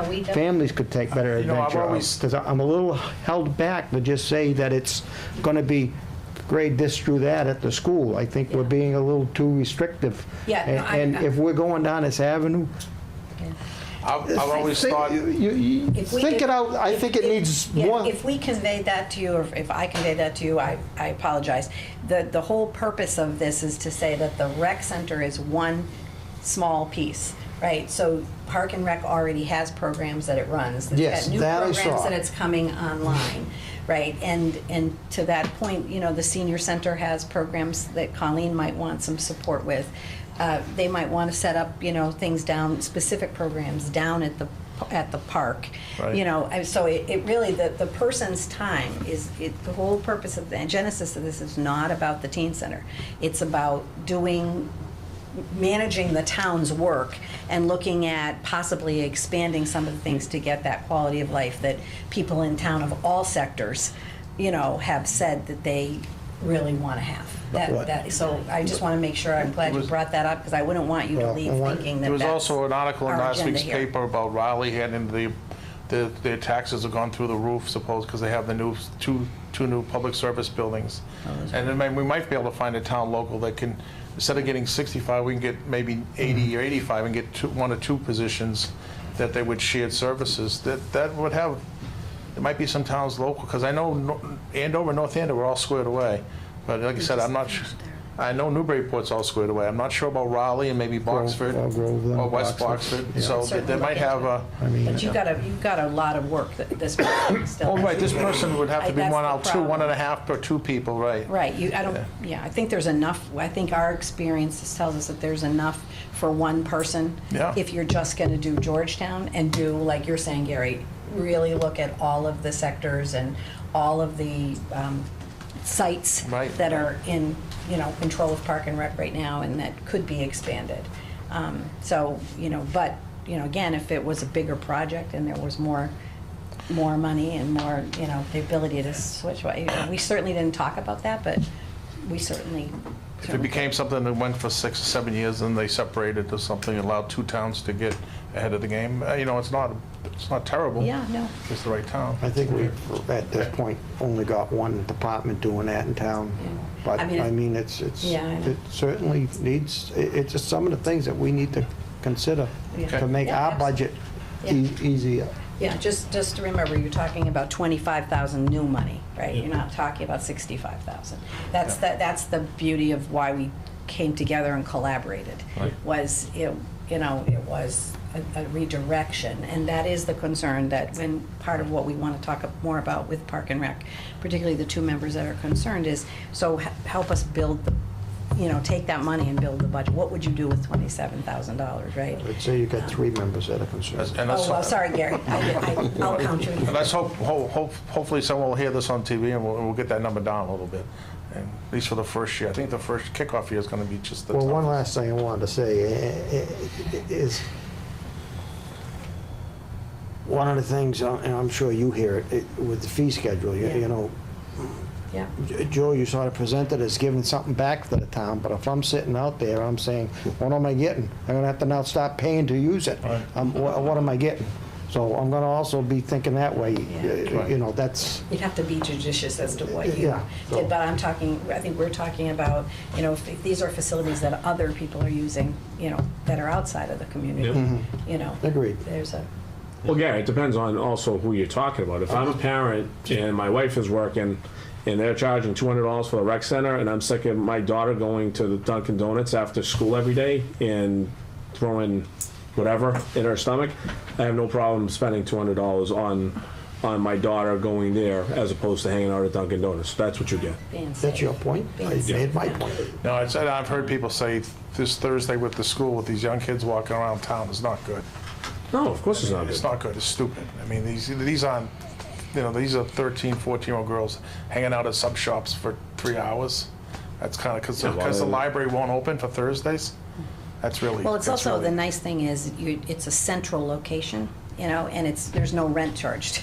I mean, it's basically, the school has the space, right? So it's a pretty efficient, operation in terms of, the school is open. It's not like we're opening it for a specific purpose. I mean, it's pretty much open, we maintain it. That would all continue to be in-kind stuff that we would do, so. Anybody else? Doug had Go one ahead. thing. How much was the CPC grant for? 27,000 for the Oh, you basketball mean for court. the basketball courts, yeah. Oh, All right. I just didn't hear that. yeah. The way I look at fees is just another way to spell tax. Yeah. And I also have concerns about people having to pay to use a public facility. I'm all set with, like, what we used to do with the parking passes, which paid for maintenance and a lifeguard. I mean, Oh, at the, yeah, that's fine. But That's what we're talking about. to have somebody say, well, I gotta pay a fee to play pickleball, I gotta pay a fee to play on it, use the tennis court. This is in a public facility. So now all of a sudden, it's not a public facility. It's the same way with kids' sports, though, too. I mean, Well, I understand that. it's not good but it's the way it's No, being. I understand that, but I have an objection to that. Oh, yeah, no, Parking is one thing, but being able to utilize a public facility and be able to be with your peers, what about the families that can't afford $200? You know? Yeah. I mean, there's all of that. Now, I was involved in the 80s while you guys were still in high school. I was involved with the teen center. Yeah, you told me that there wasn't, I didn't know that. That we had for a while, and Rick Gardello, I was surprised he's still around. No, he deserves a lot of But he credit. was, He's kept he it was, he going. was kind of the guy in charge there. And all the kids loved him because he's like the Incredible Hulk. He may be a lot smaller now, but. Not really. No. No, not really. But anyhow, so that went its course, but it was more directed as, okay, who's going to be there? Who's going to wind up coming? And it wound up being a specific age group. So I don't know whether that would also be the case at a youth rec community center or whatever. It may, depending on what happens there. Yeah. But it's also important to identify that and then say, okay, we got to do some things for these kids that aren't coming, whether it be the, Yeah. the 17. So you have to find out why don't they utilize. Right, and maybe it's. So anyhow, you have a budget of $65,000 Yeah. right now. 68, right. Yeah. So. Last year. Last, well, Well, good last point, year. good point, Gary. So you have a budget of 65,000, you're looking at, with the numbers being thrown out, 55 to 65 as a salary, plus whatever, what would benefits cost, Mike? Depends. It depends. Between 12 and, just for health insurance, somewhere between, 12 and 24. But it might be somebody who doesn't take the health insurance. Well, but you have to I mean, plan well, on I know, it. but That's see, it. what I'm seeing is there's a lot of maybes and a lot of ifs and a lot of, I'd like to see maybe even a year of collecting parking fees or whatever, so you have an idea of what is gonna come in. And you have money from CPC to build the basketball court, bocce, and whatever else that's going to do. Yeah. Which is able to be Chocolate. utilized by folks at the senior center too. Or I should say the senior community center. Which is able to be utilized by them, which is good. Yeah. And I don't think there'd be anybody that would say, no, this would not be a good idea for the community. I just think that where we find ourselves for this year in trying to get back our bond rating so it goes up instead of down. And we're already have too much debt anyhow. So it seems that let's just use a round figure, a startup cost would be about $100,000. Right? Just round figures. Give or take 10 or 15,000. There may be, no, I don't want to go down that road, but there may be some other revenues that we're hoping will happen that will wind up going through the general fund that we can count on that would help with something like that. At that last meeting, I wasn't in favor of hiring me too. I wasn't in favor of hiring a full-time director this year. I thought that having money to do a court, and whatever else would be in there for that, is showing the community that we are working towards a final goal of this is what it might look like in 5 years. And that's how Jim looks at all the parks, and this is what it will look like at the end. Then Are you we have talking all, about the teen center, Doug? well, Or are you talking about? well, no, I mean, when I say, you say a teen center, part of that, yeah, it's utilizing the upper floor of Pearlie. Right. Right? And there'll be an athletic court utilized for the shuffleboard or bocce or whatever else, right? That the community can use. This is showing the community that we're going the right direction. Oh. But we have to be, it's difficult because the state told us we had to make sure and do the Compensation Equality Act. And so we've had some big increases in salaries already. And they weren't, it wasn't easy to do that, but when the state tells you, hey, you gotta do this, or this is gonna happen, well, you gotta do it. So we did. And I just think that we should be looking a year out for this whole director position. I mean, maybe you can find somebody, maybe there's current employees, I mean, they already volunteer, right, at the school? They do athletics? Or do they get paid for that? Who do you mean, the Well, just- coaches? People that are at the school that might do some coaching, they get fees for that? They get paid. They Yeah, get paid for they that? get paid for that. Well, I don't know, maybe there's a smaller way to get into it for the first year, and then we have all of till next fiscal year to finally come up with a concrete plan, because we'll have more concrete numbers. Right now, we have, well, maybe we'll get this much from parking, or if we get money from here, or the PTA might have money, or, you know, or whatever, the different organizations. Well, they may, but has anybody committed to those funds? No. Well, you'd say, well, yeah, we would do that, but there's been no formal commitment to that. It's almost like a pledge, you know, here's what we're gonna do. And if there were more concrete numbers and you knew where that money was coming from, then it's a lot easier to say, yeah, let's push this thing forward, other than saying, let's hire another employee and come up with a, you know, X amount of dollars. I don't know. I mean, I'm in favor, believe me, I'm all in favor of it. And the presentation was great. It's what we really wanted to see. Thank you. But, Yeah, we've been working on it, so. But I want to make sure you get the updated one. yeah, and I just we'll think we send need that out more to you. concrete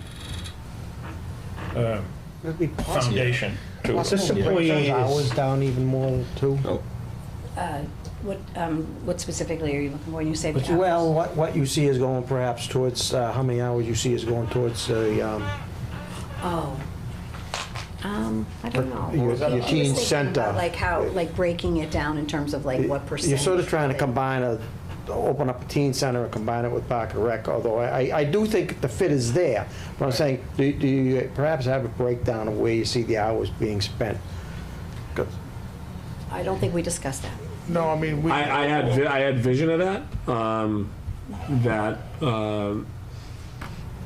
Man, I forgot who I discussed that with. I don't know if it was you, Carol, or Mike. I did have a vision of that. Like I said, I kind of brought it up where it is more of a seasonal thing. Like Jim said, I think more time is going to be spent during the spring and summer. It really depends. So this is winter. an at-will employee, right? So we're not talking that we're gonna enter into a 3-year agreement with Well, that's somebody up to whoever to get hires here, them, right? but- Well, I think all the conversation that we're having is like, what happens after year one, right? Which, you know, let's give it a shot. If we can find the 25,000 for this year, and we have a comprehensive plan here, we'll see how it plays out. If things don't go well and we see, you know what, we're gonna be in the hole, we're gonna have to ask, you know, we're gonna have to ask for more money, we didn't get X amount of money, well, then we come and we revisit it for year 2, right? But it's an at-will employee. You may even be able to hire someone as a contractor for the first year, right? Without benefits, and say, hey, if things go well, if we can generate revenue, if you can hit the target numbers, then we'll consider a full-time position. I just think if we don't start somewhere, we won't ever get off the ground, right? Because we're always going to be worried about what's going to happen in year 2, what's going to happen in year 3. I'm still worried about year 1, but I think if we work with FinCom and we say, hey, we got it down to 25 now, is there any, you know, is there anywhere in the budget that we have to cut back, or we see potential revenue coming in? But I have one other question before What I do you forget. use the $65,000 for? We have salary of 2 people. We have water, $10,000 we spend on water. The utilities, fertilizer. So how are you getting, how do you hire a director at $65,000, and then you still have all those other expenses? Yeah. The total. Yeah, I mean, they'd be scaling back the first year, no doubt. We'd be bare bones. So we defer maintenance? We have a habit of deferring maintenance in this town. We haven't deferred it in the last couple of years. We've done pretty good, but it I was. wasn't just pointing No, at no, the no, parking lot. we were talking, we couldn't defer the playground area because that'd be a safety issue, but Right. we wouldn't do what we had. If we do major things, like we put a new circuit box into the bandstand, we probably wouldn't take on any big, you know, it's $5,000 or $6,000 projects. We probably wouldn't put a roof on at some, you know, for a year or 2. Jim, we were also talking about, do we need the 2 employees if we have a director? Could that director actually? No, we actually only have we only thought we're having one of, the second employee's leaving, and we're looking at, like, cleaning the bathrooms. I talked to Mike about maybe hiring a cleaning service that works here to Works here, yeah. see, could they go in every evening? What would their cost be compared to we're paying her 4 hours a day to go in and open the park. And so the new guy would open the park, but he wouldn't clean the bathrooms. We'd have a service go in at night and clean them. Doing that type of trade-off. Aren't the bathrooms cleaned periodically throughout the day? That just things like toilet paper, making, depending on what goes on there. Usually no, I mean, usually they get a full clean at night and they're open for the morning. But if something crazy goes on there, yeah, the guy who's there has to go in and, take care of it. But But hopefully. if you had that- parking fees or you charge people to use the park from outside. But that question on the you can parking fund that fees too, position. we were given authorization, well, the Park and Rec was given authorization to create bylaws for the rules at the beach. Is that bylaw something we could do, or would have to be a town-approved bylaw? No, the commission can do it. Okay. Because I was just saying, we could probably try to do that and have that in place for next year or this year, whatever. I have to also remind the board, we're focusing in on a rec center. It seems like all the conversations on a rec center.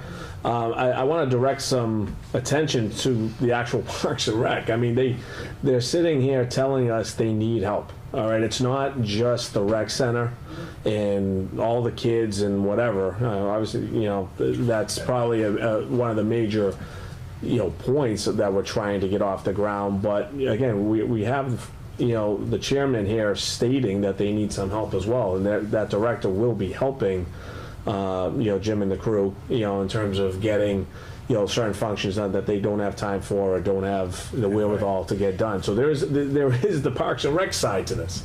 That's So the there's main people side to it. on your board that volunteer their time to do maintenance, correct? Yes. A lot. So we could ultimately be at risk of not having that done if, Well, I mean, there was a time, you yeah, most of us, Dave Showers just had a knee replaced. There was a time he was going on West Street 3 hours, 3 times a night, 2 in the morning, 4 in the morning, moving around sprinkler heads 30 years ago. Well, that's So my we're all point. past that point of waking up, if we don't get someone in here for the town, we may not be able to enjoy the free services that we've been getting all these years from volunteers.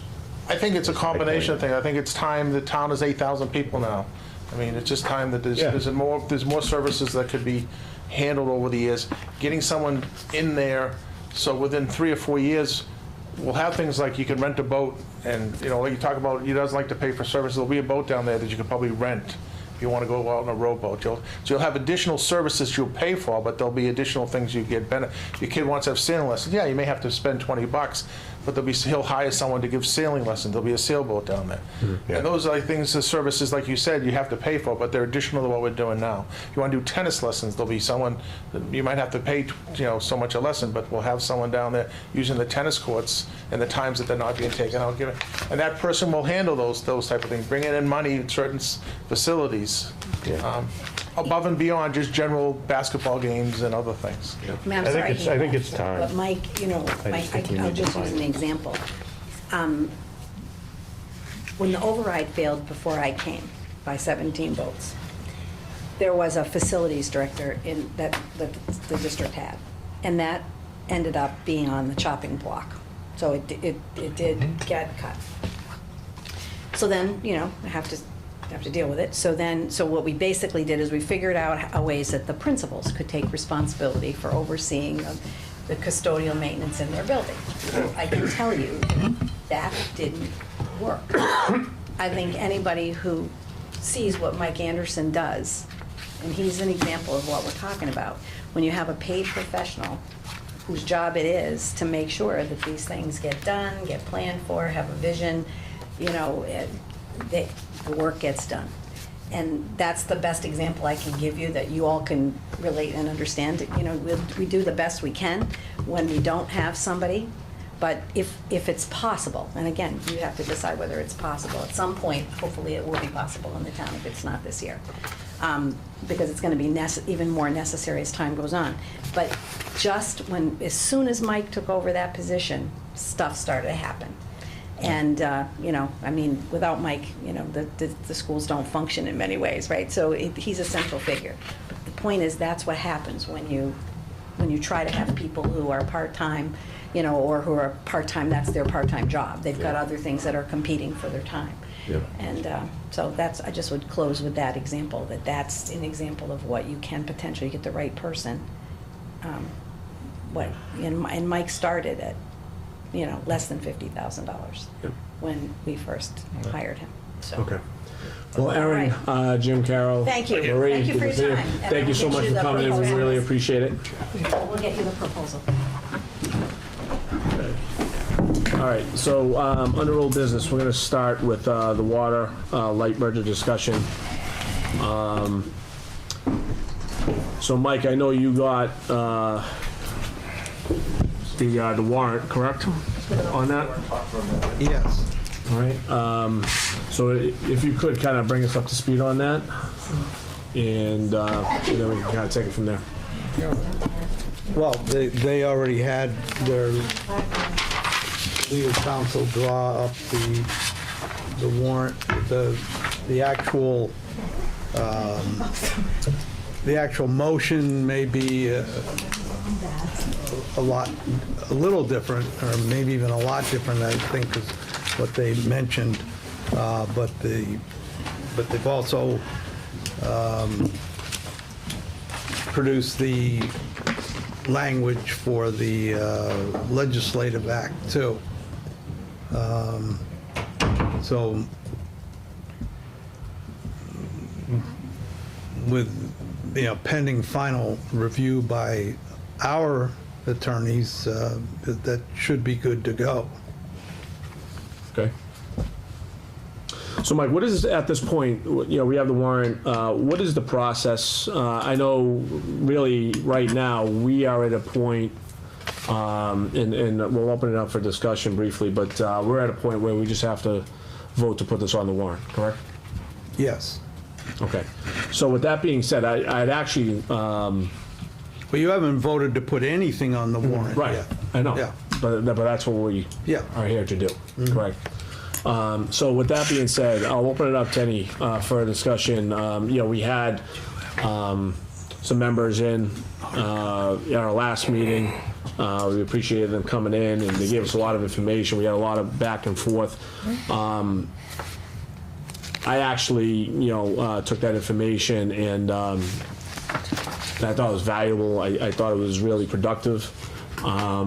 So I'm at a point where I can vote tonight, but I'll open up the floor to any discussion, comments, questions that maybe Mike can answer as well.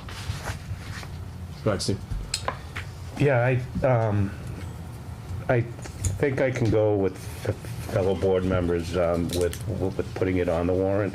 As far as supporting it, like the actual merger itself, I think I'd like to wait until we receive the independent study from them. But it sounded like the consensus was that we were open. So I'm good with that. Okay. Anybody else? Yeah, I would agree with Steve. I think the report's important to see, but I think last time we met, they answered a lot of questions that we had. I thought it was pretty clear. Made a lot more sense to me when we met with them last time. So I support moving forward with it. I don't have any issue with it. Okay. Gary, Doug? Well, certainly would like to see this report. And not being a light or water guy, and the people that we have as the water commissioners and the light commissioners and the light manager, they all make those two industries their full-time jobs also. Like, Nick is at Littleton. And I think we need to let them do their jobs, and they know the intricacies of. We'll never be able to sit here and say, well, it's gonna do this and it'll do that, and we can save that, we can save that. Well, you might not, but it's still the same. It's still the light department and the water department. They're just merged, and so I would acquiesce to their recommendations, but I certainly do want to see the report that was mentioned. Okay. And Gary, before you make a statement, Mike, when do they need to know what this board has elected to do as far as putting it on the warrant or not? I know you know, that they, if it was a no here, they wanted to do, Yeah, they've something only like- got till March 11th. So it is something, so we would have to vote it by next meeting, and it is my understanding that they will not have that report by March 11th. Yeah, I think he did say it would be later Right. than that. I mean, you can put it on the warrant but, yeah, they won't have the opportunity. If you don't say you're putting it on, then they only have until the 11th to get a petition. Petition, yeah. Citizens petition, okay. But we could put it on, but not decide whether we support it or not, right? Yeah, I mean, you can put it on and not support it. Right. Ultimately, Did it's you up get to a the chance? town. Yeah. Yeah, but just as we do with all, Yeah, we have our especially, vote or- yeah, the finance, we Yeah. do our vote Yeah. with it.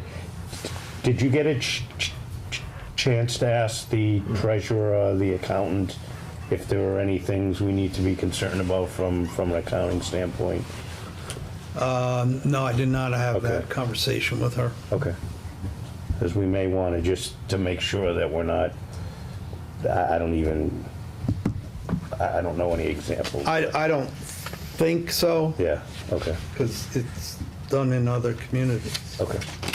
Gary, statement, comments? I think I've made my statement when Okay. they were here that, you know, they're elected officials and I give them the support to move this forward. Ultimately, the town decides, and my mind's not 100% made up at this point either. I think I know which way I would go, but.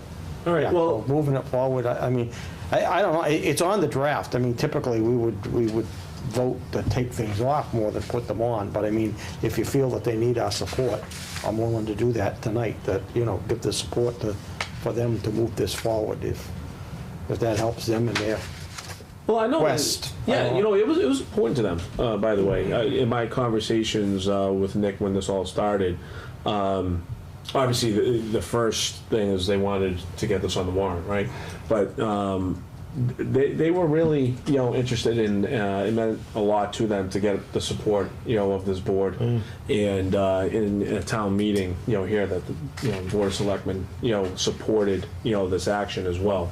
So, you know, to Gary's point, you know, I think they would like to hear that. You know, I would like to, you know, revisit, you know, my comments at the last meeting, and that was, when this whole thing started, I had my doubts, okay, maybe like everyone did, and then, you know, they had their presentations. Mr. Lawler made it very clear that it was a 6-0 vote, right, you know, between the two boards, you know, to move forward with this, which didn't mean a lot, but it didn't mean everything, right? Publicly, I'll come out and say that, you know, the study that they did with, you know, our townspeople didn't mean a whole lot to me, because I don't think the public knew enough, you know, to really kind of give opinion, you know, on that. You know, I'll say it meant something, but it didn't mean a whole hell of a lot to me. So what my real point though is that I think we have to remember that they have gone through, and correct me if I'm wrong, 4 managers in 5 years. Something like that. So, is that right? You know, I think that's the number we heard. And so as much as I appreciated them, you know, throwing out the numbers and there's a projected savings, you know, by doing this, for me, it comes down to operations. And I think that's what they voted on, is that we haven't been able to really get the right person in there over the course of 5 years, you know, to not only lead the charge operationally, but I almost feel like those 5 years have been a waste when it comes to long-term planning to make our water improve and better. It's been probably the one topic that we hear year in and year out. I know when Steve and I joined this board, we had asked the current manager at that point to give us some of their direction on how that was going to improve. Never got it. Then the next you know, guy came in, we asked the same thing, never got it, you know, and he was gone, you know, another 3 months later or whatever it was.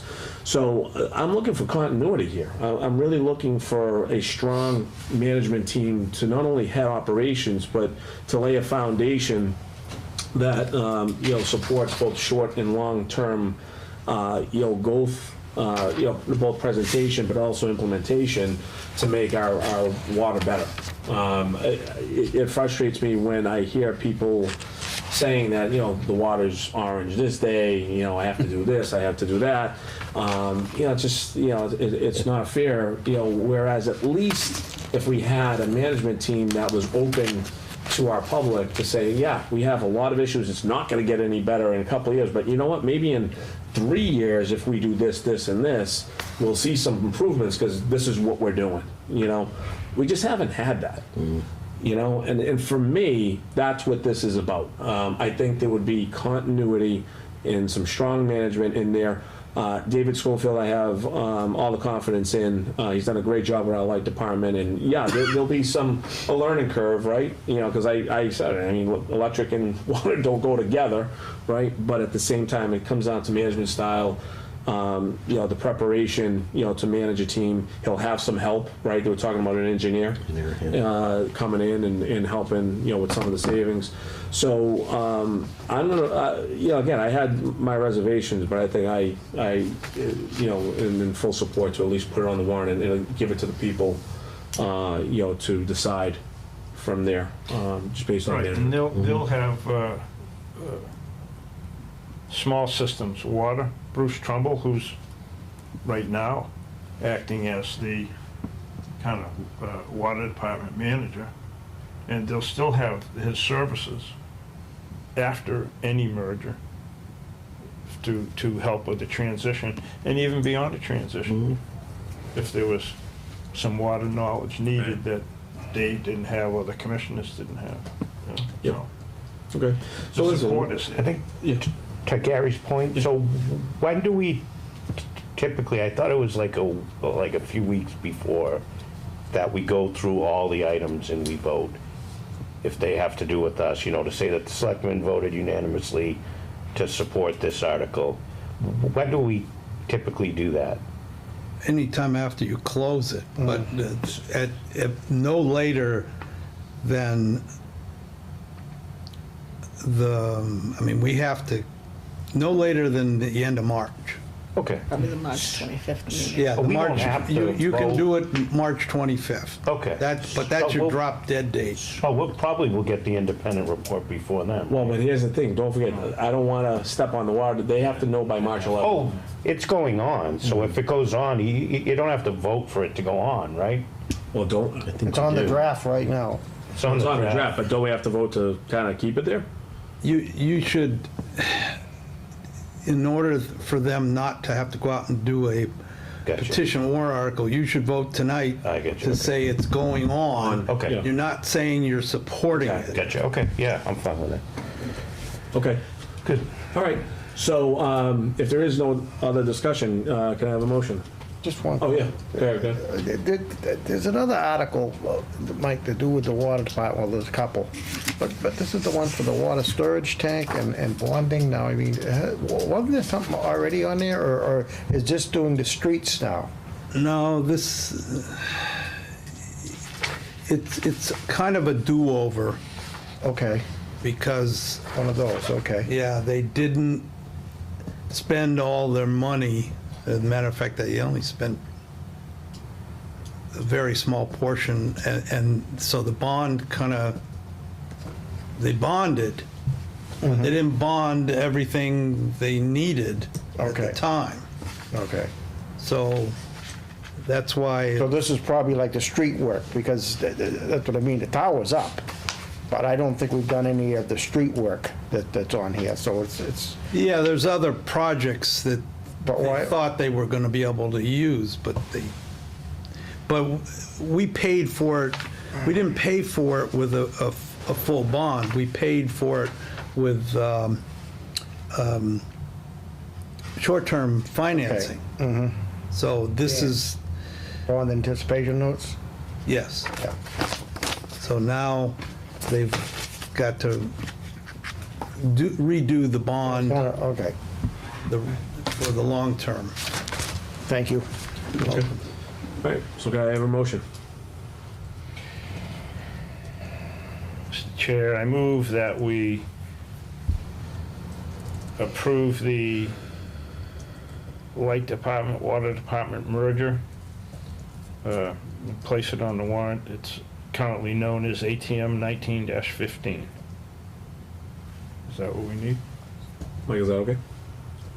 I didn't get the, You said it may change, I don't know that we want to say it's presented, because, Well, that number I that didn't he say it. gave, yeah, that's what I mean, you just, yeah, that's okay, because, right? that number doesn't change, that you. Yeah, that one doesn't If it was- change. It's only the, That's a Not tracking. approving the merger. this No, we're article, approving the his warrant. motion was to keep it on the warrant, basically. yeah, 19, oh, I thought I heard Yeah, it approve was the merger. ATM 19-15. Well, that's what the That's article what I is. have.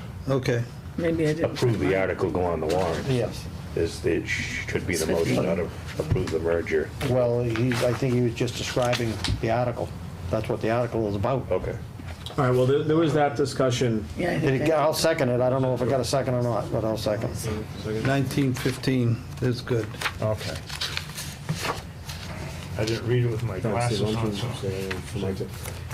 So in the motion, Steve is saying, go ahead. I don't have to. So to me, it just sounded like we said that we'll approve the merger and place it on the warrant. No. That's what I thought I That's what I heard. heard. That's what Kip heard as well.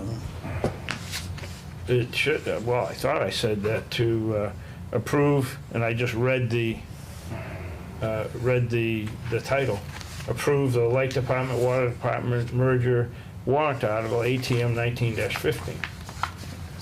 To put it on the warrant, I thought I heard you.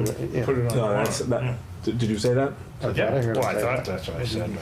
All right, well, to be on the safe Vote it side. down and- Yeah, I was gonna say, on the safe side, let's vote, Light water. well, I don't know if I can say that.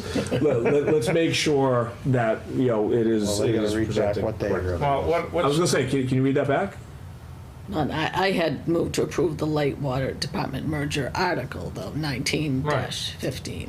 Okay, as long as that's, I know what Steve is saying, right, because, it could be. He didn't say, yeah, he was saying to approve the article, Perfect. so that's what I right, had. that's what I said, ATM, yeah. He said placement, ATM-19-15. Awesome. So- Okay, fantastic. So we have a motion, Gary seconded, okay?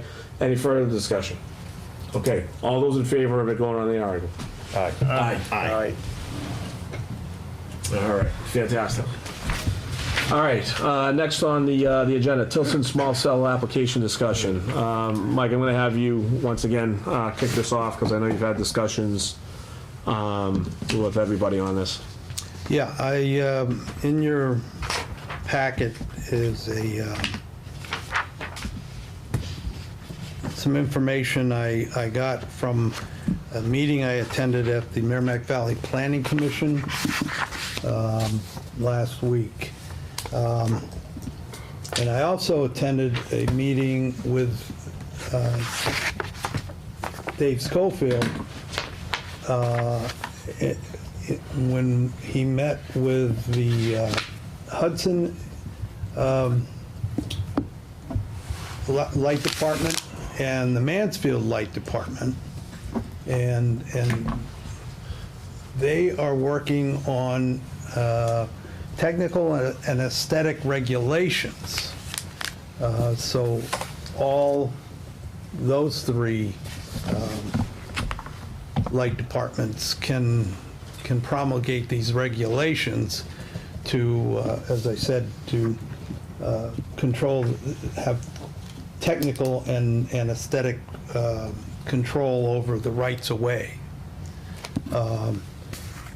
It's, even though it's our right of way, they need to, because most of their equipment is in our right of way, so they have to be sure that any other items that go in the right of way meet with their technical specifications. And they're supposed to be working with, and they are, because I was the only non-planner there as well. The other towns had their planning offices represented. John knew of the meeting, but had a conflict, so that's the other reason why I attended, and to educate myself. on what's involved. So this group of 3 light departments have hired a high-end consultant. They're called CTC. I don't know what the acronym stands for, but they're an international consulting firm that is very knowledgeable on the 4G and 5G. 5G is yet to come. And that consultant is working with those 3 light departments to develop these technical and aesthetic regulations.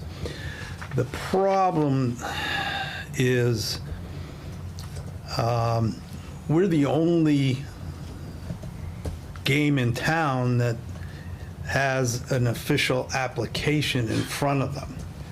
I learned this also when I went to Merrimack Valley Planning Commission. There were probably 6 or 7, 6 other towns and cities. Amesbury was there. Mayor from Newburyport was there with their chiefs of staff, and it's a mayors and managers meeting and that the Merrimack Valley Planning Commission has. And we're the only one in the Merrimack Valley that has this official application in front of them. And the regulations, well, we've had it in front of us since November, October. The law actually just went into effect January 14th. Actually, it's the FCC regulations. And the law says that if you promulgate these technical and aesthetic regulations by April 1st and publish them by April 15th, your regulations can be retroactive.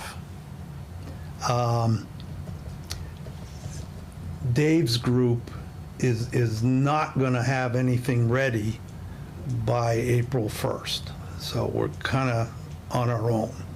I've met with Tilson LLC. We had a meeting last week. John Cashel attended, and John Eichman attended because they're all a bunch of lawyers over there at Tilson, so I didn't want to walk into a meeting without a lawyer in my back pocket. But I did ask them, would they pull their application because of the timing involved, and he wasn't very open to that at this point in time. Doesn't mean he might not, pull his application before we have to have the public hearing. The public hearing for that application has to be held by March 22nd. That's the original 150-day limit that we were under. Now it's so accelerated. They have a 10-day, a 30-day, and a 90-day shot clock, depending upon what they're actually applying for.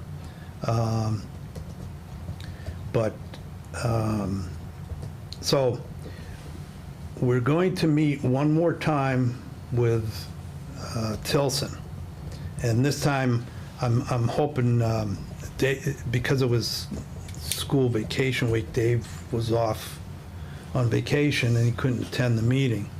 But we did agree.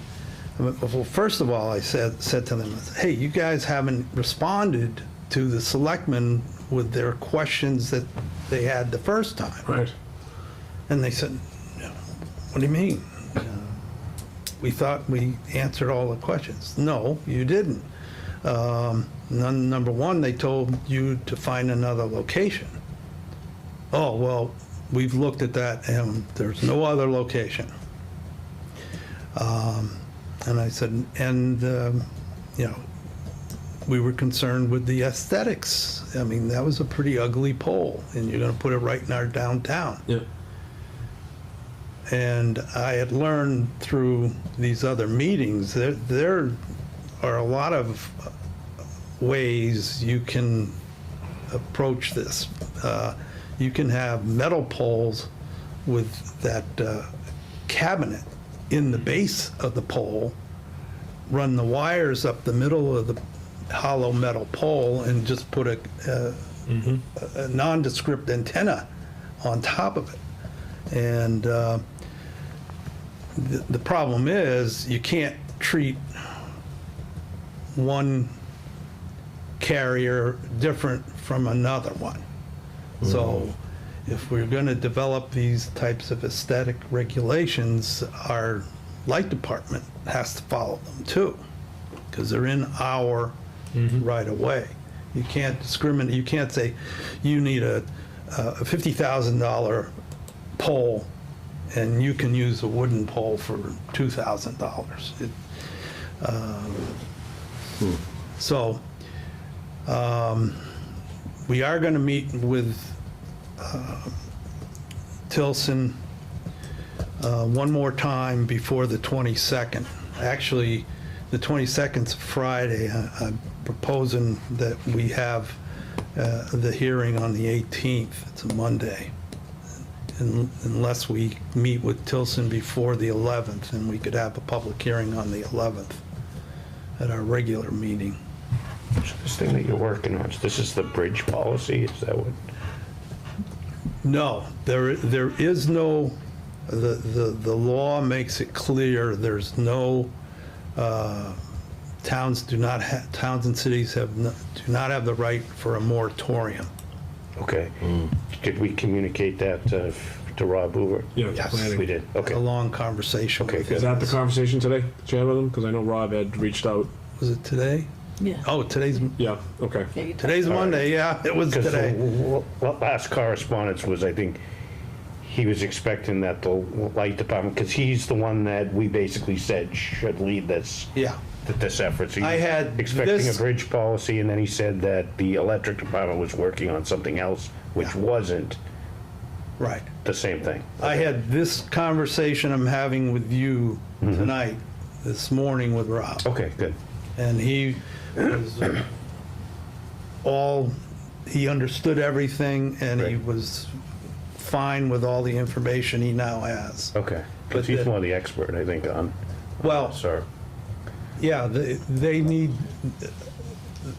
to be involved. The planning board needs to be involved to advise this board as far as, and the light department as far as acceptable So that was, aesthetics. if I may, I thought that was it, that we voted to send this to the planning board Yeah. to. Yeah, but there was Okay. some confusion, because like Rob was under the impression that, the town could develop a moratorium like we did with the marijuana, but the FCC regulation specifically prohibits moratorium. The other interesting issue was when this law went into effect January 14th, on January 15th, a whole slew of states and cities filed lawsuits. They couldn't file the lawsuits till the law went into effect. And there's a main litigation. I think there's 16 California cities. It's called San Jose, City of San Jose versus the FCC. And it was filed in our president's favorite Ninth Circuit Court of Appeals. So they're trying to get a stay of the regulations, and they have some other issues as well with the regulations. They were, petition asked the FCC to reconsider the recurring fee structure, which I think you heard about. Yeah. It's just $270 a year.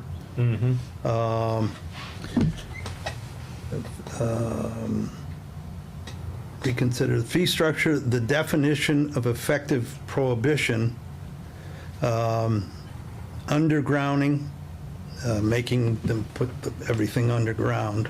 Right now, that's prohibited. Minimum spacing issues, and the presumptively reasonable time period for deployment of an application. So that was filed January 15th. And they have a number of 15 days after the publication of notice in the Federal Register, and then replies will be due 10 days after that time for filing opposition. So, and I've talked to John Eichman about this, and he's not opposed, because he doesn't think they will sue us if we deny them. Did, in your conversation, did, being the fact that the planning board is involved, did Chairman Hoover have any other concerns or even suggestions that they would like to implement, as we kind of move along this process? No, he and, well, John needs to get more involved with the light departments, the light department group. They have their own consultant, but they also have a specialist from PK Law that's legally advising the town of Hudson. And he's just been with PK Law for about 9 months. Prior to that, all he did was electric and water utility law. So he's Yeah. they have a good team assembled. It's just the timing is not beneficial to us at this point in time. All right, well, listen, I'm sorry, Doug, did you have a question? Yeah. Go ahead. What I don't understand, Mike, if the law just became a law in the last month, how are they still able to have that 150-day window that puts us in March?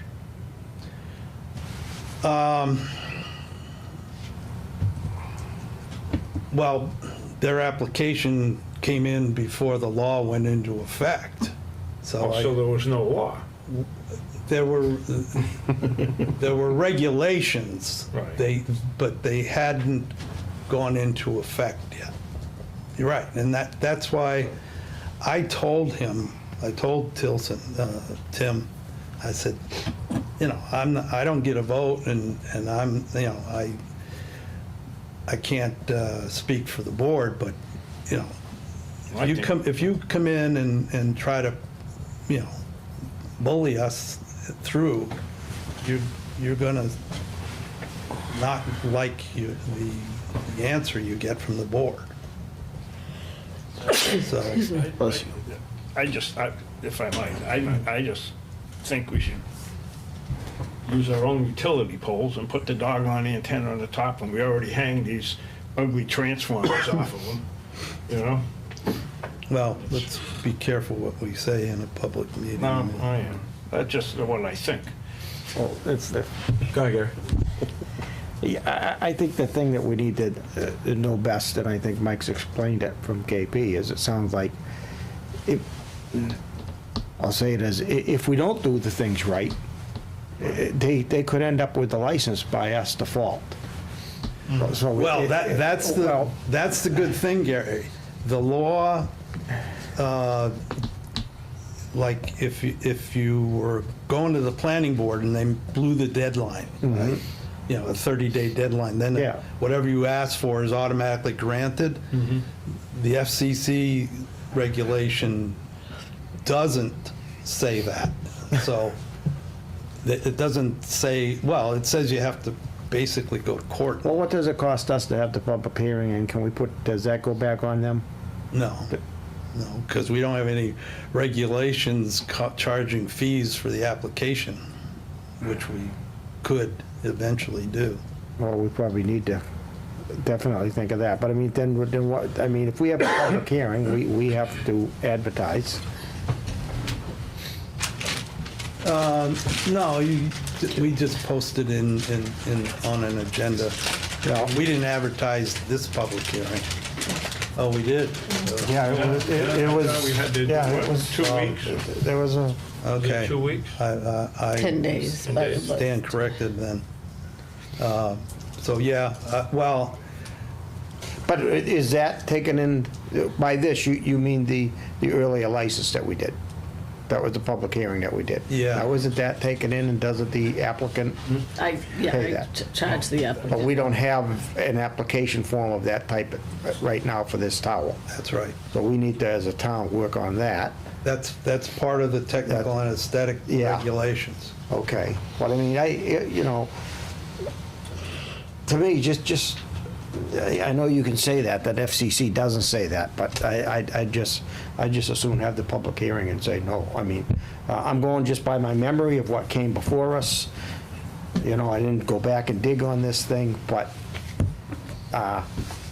you know, they were proposing a 4G tower, but yet they were going to 5G law, and nothing seemed correct on it. And I would have no problem saying, no, you didn't answer us, you didn't give us enough information, deny it. And then if they want to come back, they certainly, if there's no law, I mean, I know like some of the things in other boards, if you deny it, they can't come back for a certain time, but it doesn't sound like there's anything of that sort there either.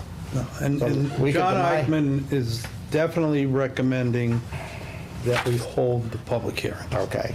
Well, I would, Within the time period. I would go on that, and Yeah. I'm just making a statement with what I've seen in front of me at this time, that's where I would be. Yeah. I know I don't need to make that till I think we all concur in that. after the hearing, but Absolutely. we need all the information in front of us. All right, do you need anything from us tonight, Mike, on that? Not at this point, I just Okay. want to bring you up to date. All right, well, thank you. Can I just ask one question, Mike? Oh, yeah. So didn't the applicant or the application specifically say, like you were inferring, that it was for 4G equipment? But yet the FCC guideline specifically is outlining its 5G infrastructure. According to everybody and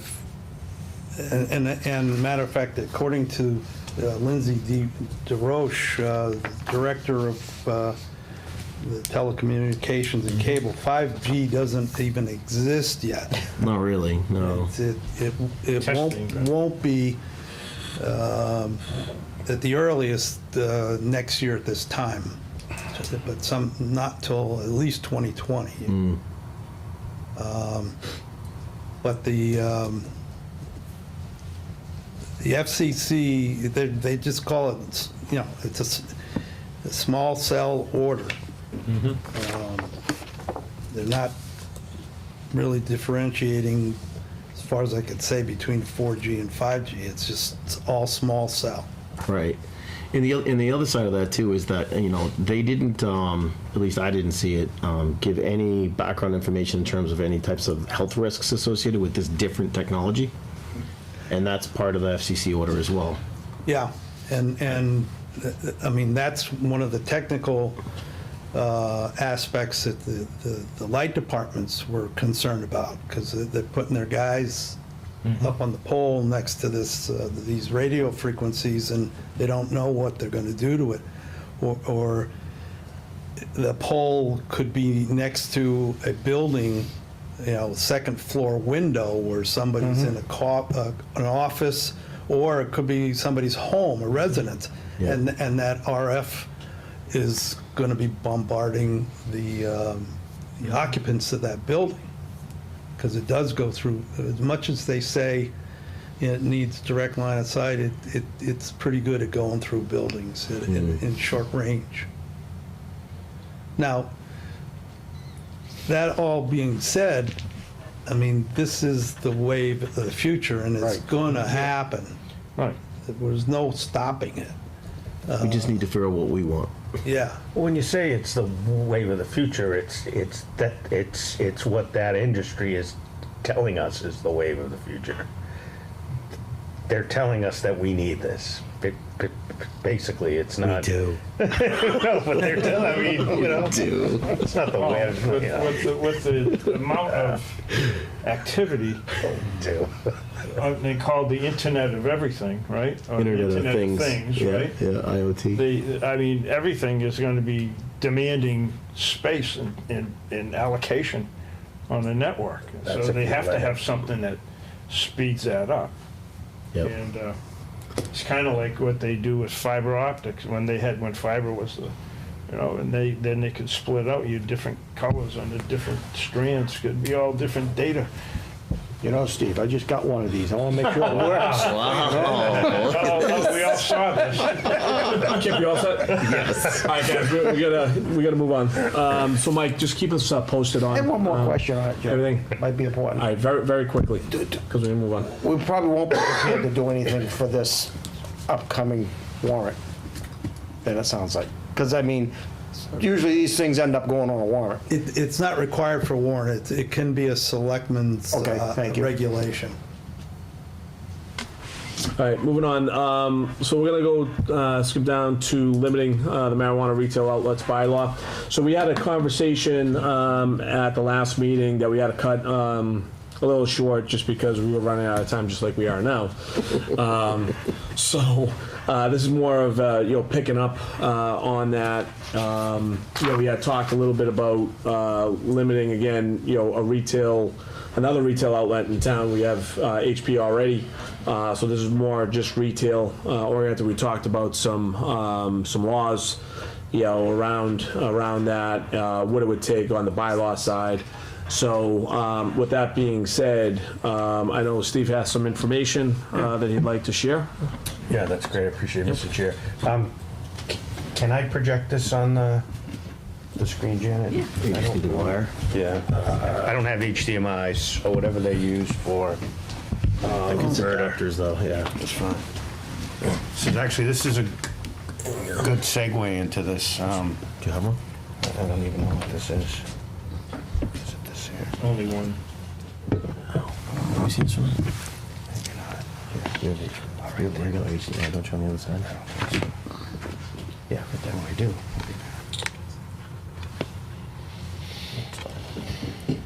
There you go. Hit F4 or something. Is that what it is? Here we go. Okay.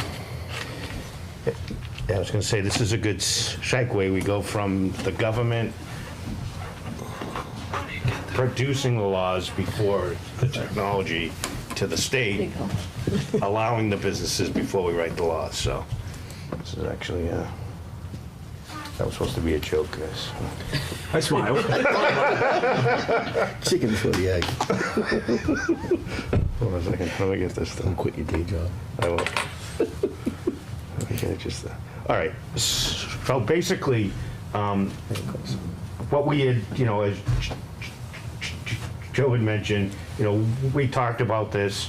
We had some spirited discussion, and I think there was some confusion, about what's in the law, what isn't in the law. So I spoke to KP Law to get the facts down so we can, throw it out to everybody and make a decision if we want to proceed or not with putting this on the warrant.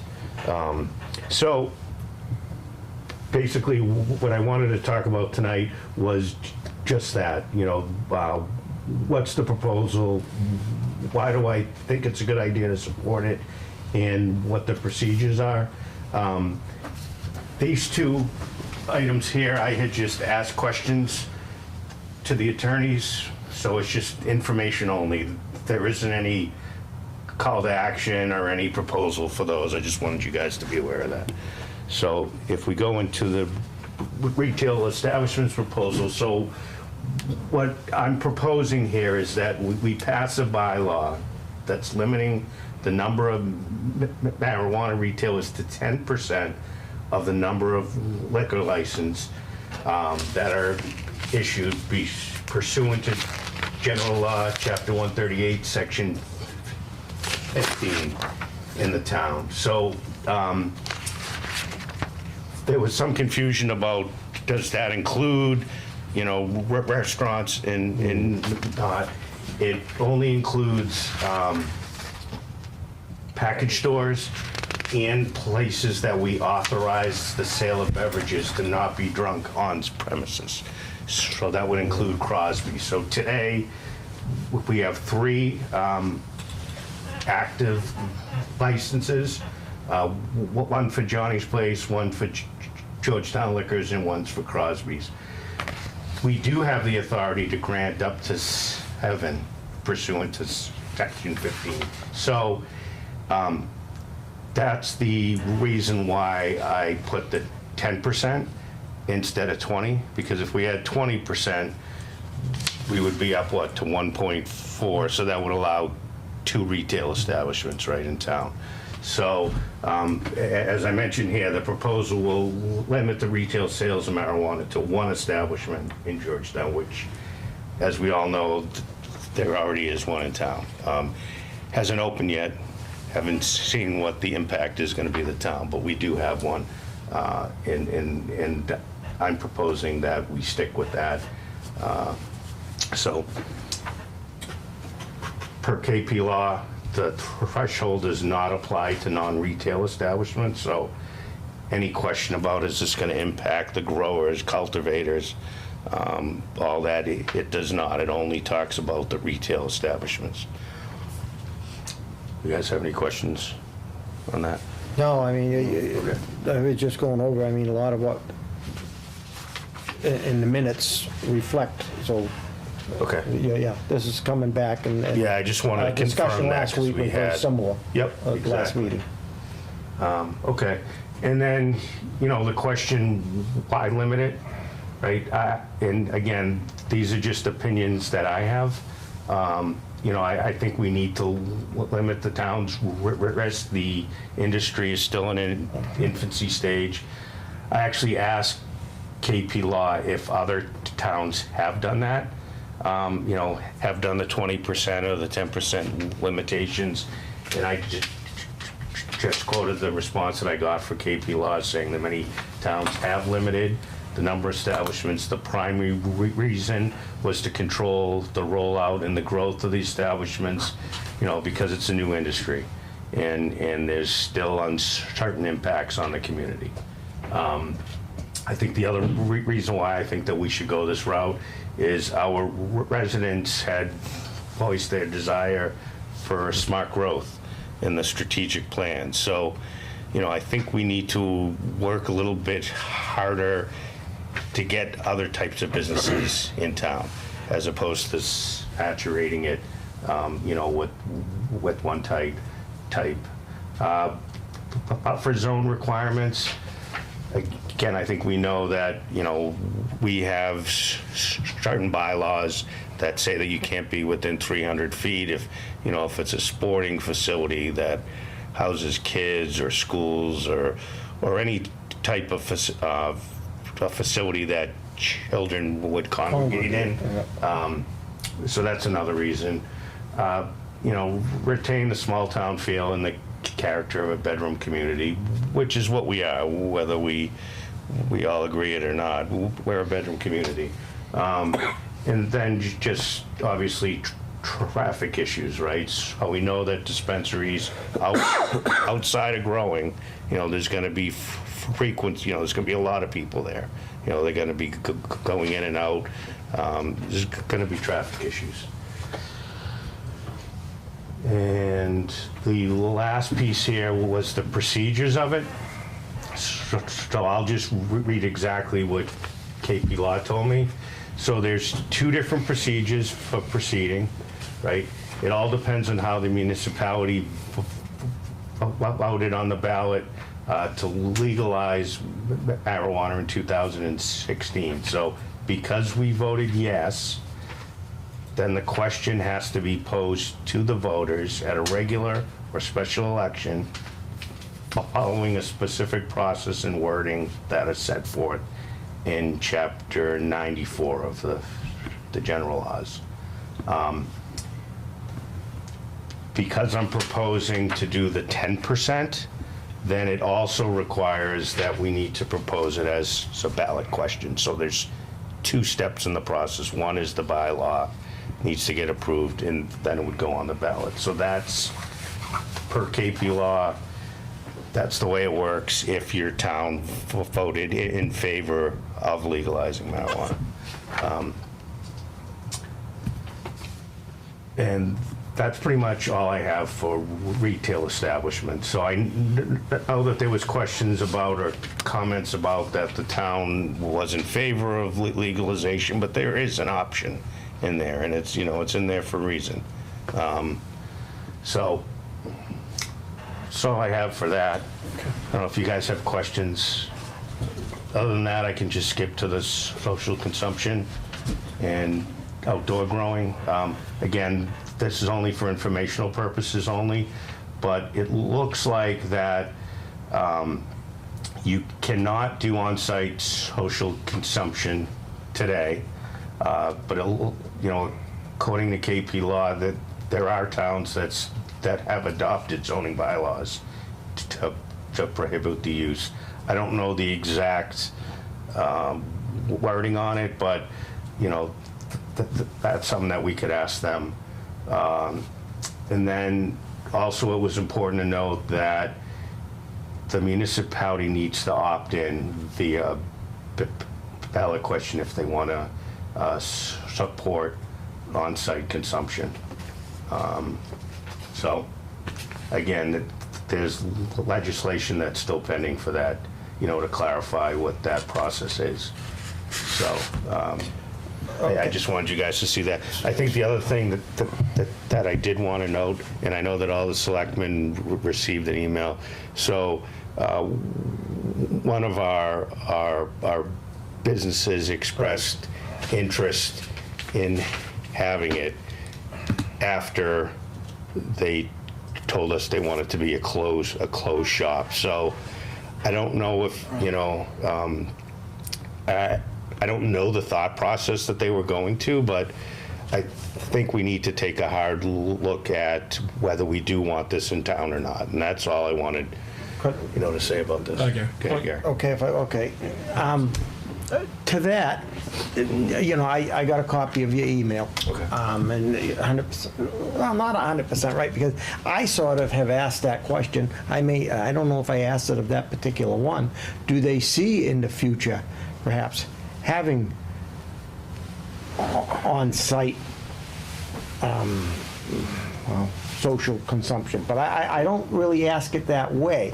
I ask it more on the way of sometimes when you see these little brew pubs that you can take a tour of, and at the end you might get a little sample in that. Mm-hmm. But at most of them, I've never. Some of them now, you do have the option to purchase. Mm-hmm. But not a lot, and that was, and I have asked kind of that sort of a question of most of them, and they've said, well, they're not sure what the future brings. Right. And if I'm reading this right, they can't do that unless the town opts in on that. That's what I understand. If I'm reading it this is. right. Yeah, that's Yeah. what KP So I was. mean, But I there are don't towns. see that, and I don't see connecting with what you said, because they were talking of it. Am I right when it was more they thought of perhaps a tasting something? Is that what they called it?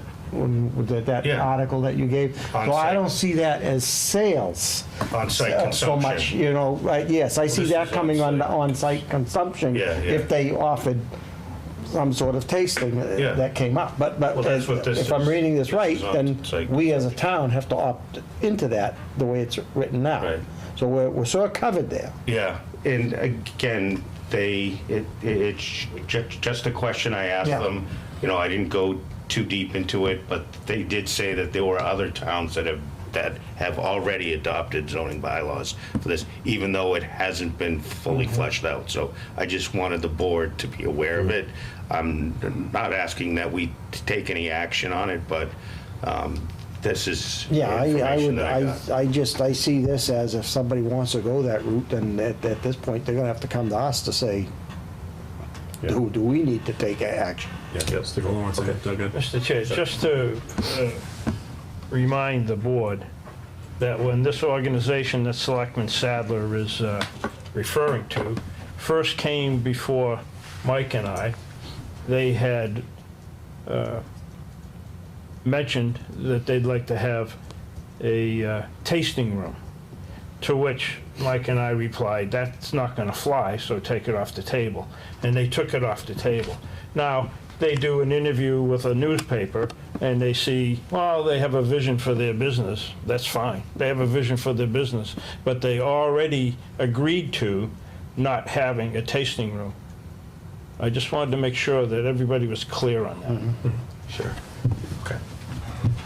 And then, just again, for informational purposes only, outdoor growing,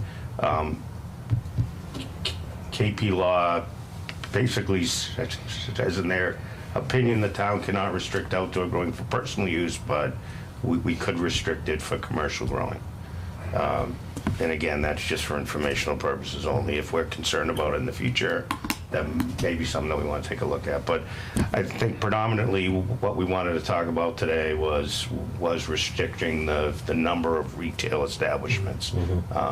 And that's what, I went over that first. So I don't know if you guys have any questions regarding the laws, if you have any comments.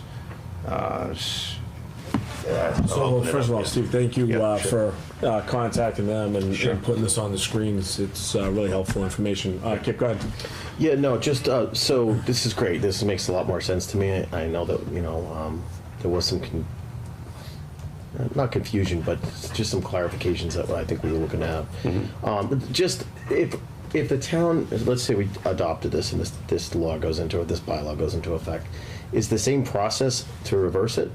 Or is this require, say, like a 3-year period where it would have to be in place?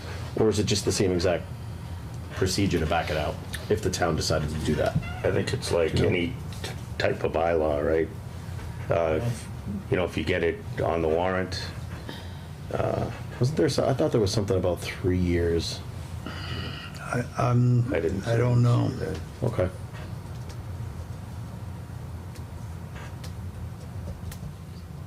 You probably have to go through the whole thing again and ask the same question, and it has to be voted Right.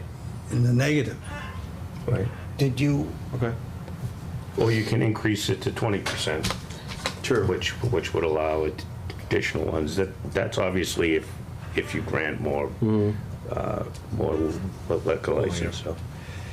Kip, you all- Yeah, that's is that it, Okay. yeah. and my question was to the percentages, because what you're showing, you're mentioning 10.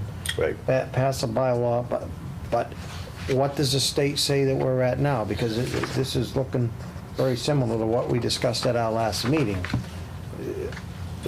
What was the percentage? Because I believe you gave us the figures. Well, 20%. Well, 20%. It's 20, okay. 20% though so if, say in 3 years now, we grant the other 4 licenses for liquor, for alcohol sales, then that 20% is gonna be off that number, so So that's in why- the future, it would go to 2. So You're if we do proposing 10, taking it from the 20 current today. to the 10. Exactly. Well, did we Now- just issue one tonight? Does that count? No. No. Those are ones that you can't drink on premise, so this is Got it, what okay. we're talking So about here. now, So that's just like your now, package now store. what was in our present bylaws now, Doug seemed more up to date on this, that the planning board put in. There was no limitation Okay, specified in there. but I thought that you brought up that the planning board laws, that the planning board bylaws had some No, of they this didn't, covered. there was no specification, there was no restriction. So basically, what we're going off last week was by state law to do with all of this, and you're proposing the town changing that 20% to 10%. Well, it isn't a a change. It's not in our bylaws today. So if 20. We would be creating a bylaw. We'd be creating that says 10. Yeah. If we wanted to create one that said 20%, we could. We can create one that says 30. We Well, basically do, right? We're sort of, the state's sort of giving us a 20% one now, if I'm hearing this right. Well, they've given us, no, you can elect to do 20%. It's not, it isn't in place today. It's not in place today. Right, There's if you want to go less than 20%. If you then want to need go the less, second you need a step. ballot Yes, question as a okay, yeah, second step. that's what I'm, that's what I'm understanding. Exactly. I just still, Steve, at this time, I mean, I thank you for all of that. You've cleared a lot up, but at this time, I don't see a need. Matter of fact, I was gonna ask Mike now, has Steve run up any bills here? And can we take these out of the ones that we have? I'm sorry, I was talking. I was stating that I, at this point, don't see the need to go down this road at this point where Georgetown is, based on just what was presented to us last week. What Steve has proposed looks very similar to our, not last week, but our last meeting. And I don't see the need to go down there to spend the funds. We could say, hey, as we do many times, let the people decide, but we also get elected by the people to make decisions. And I, at this point, don't see a need. I've got nobody knocking on my door. And we discussed this last time, and nobody's called me in the last couple of weeks. And then I ended it with, has Steve run up any bills with KP on this that we can take out of that funds? That was. I haven't seen the bill lately this month. Keep track of this, please. I track all marijuana. Okay. I do. Any other commentary? Thank you. If not, then I'll say that I'm going to basically echo back to my statements, and that is, Gary, unlike yourself, I have, I'll reiterate, I have had a pretty large number of people that have real concerns over the retail. I mean, a lot of them don't have a problem with the business to business. They don't want to be subjected to the retail. The traffic is a big one, for a lot of folks. And then not only traffic, it's the condition of those drivers that they also, as parents, have concerns over. But it's also the reputational risk still is there, especially on the retail side, that have a lot of people spooked. I've actually said it when we started down this road, that I personally didn't want to see any more retail outlets, anyway. So I didn't need anybody else's, feedback, but I have gone it. And I also think that, we can kind of, blaze the trail per se, on how Georgetown kind of, treats the retail, side of this business, by putting it out there. I know that we had discussed that it also might limit some people who might have interest in setting up in Georgetown, because Mike had mentioned that there might be some, court proceeding that they can go through, right, to combat that bylaw. Is that what you said? Yeah, to challenge it. But I also think if it's there, like if I'm someone who wants to set up, I don't want to go through a whole court proceeding to set up somewhere. I'd rather go to another town that I identify that doesn't have it, that I don't have to go to court and everything else. So at the very least, I think it's, kind of one of those things that, hey, it's there, it's gonna maybe scare off some people, from setting up retail, locations. And so certainly I feel that if it is important to the people I've spoken with, it is important to some of the people on this board, I certainly think it's worth a vote to see if we want to have the townspeople move forward and vote. I think, just as a note, with the advent of I think the only town around us, going up to Newburyport and Salisbury and coming back to us, the only town around us that has voted no to everything is Groveland. but there's going to be retail shops opening up in all the other towns around us, except Ipswich. So they're gonna have a grow facility there. But I think there's 2 in Rowley and are supposedly proposed. Yeah. And there's some in Salisbury, this new report, which they're in the process of debating. Amesbury. So they're all around us, which would take some of the fear of it. If people watch these, these people in the business, they watch these meetings. And if they don't see that they're gonna have a road to hoe in the town, so they start going to the other communities. So I think that we really need to take that into mind too. And I don't know that where the land that we have designated as a overlay district really is geared towards retail. It's more like commercial, industrial.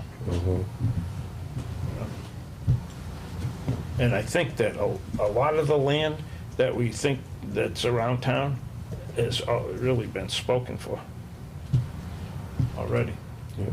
So I don't know that we have much more other than National Ave that we would get rid of.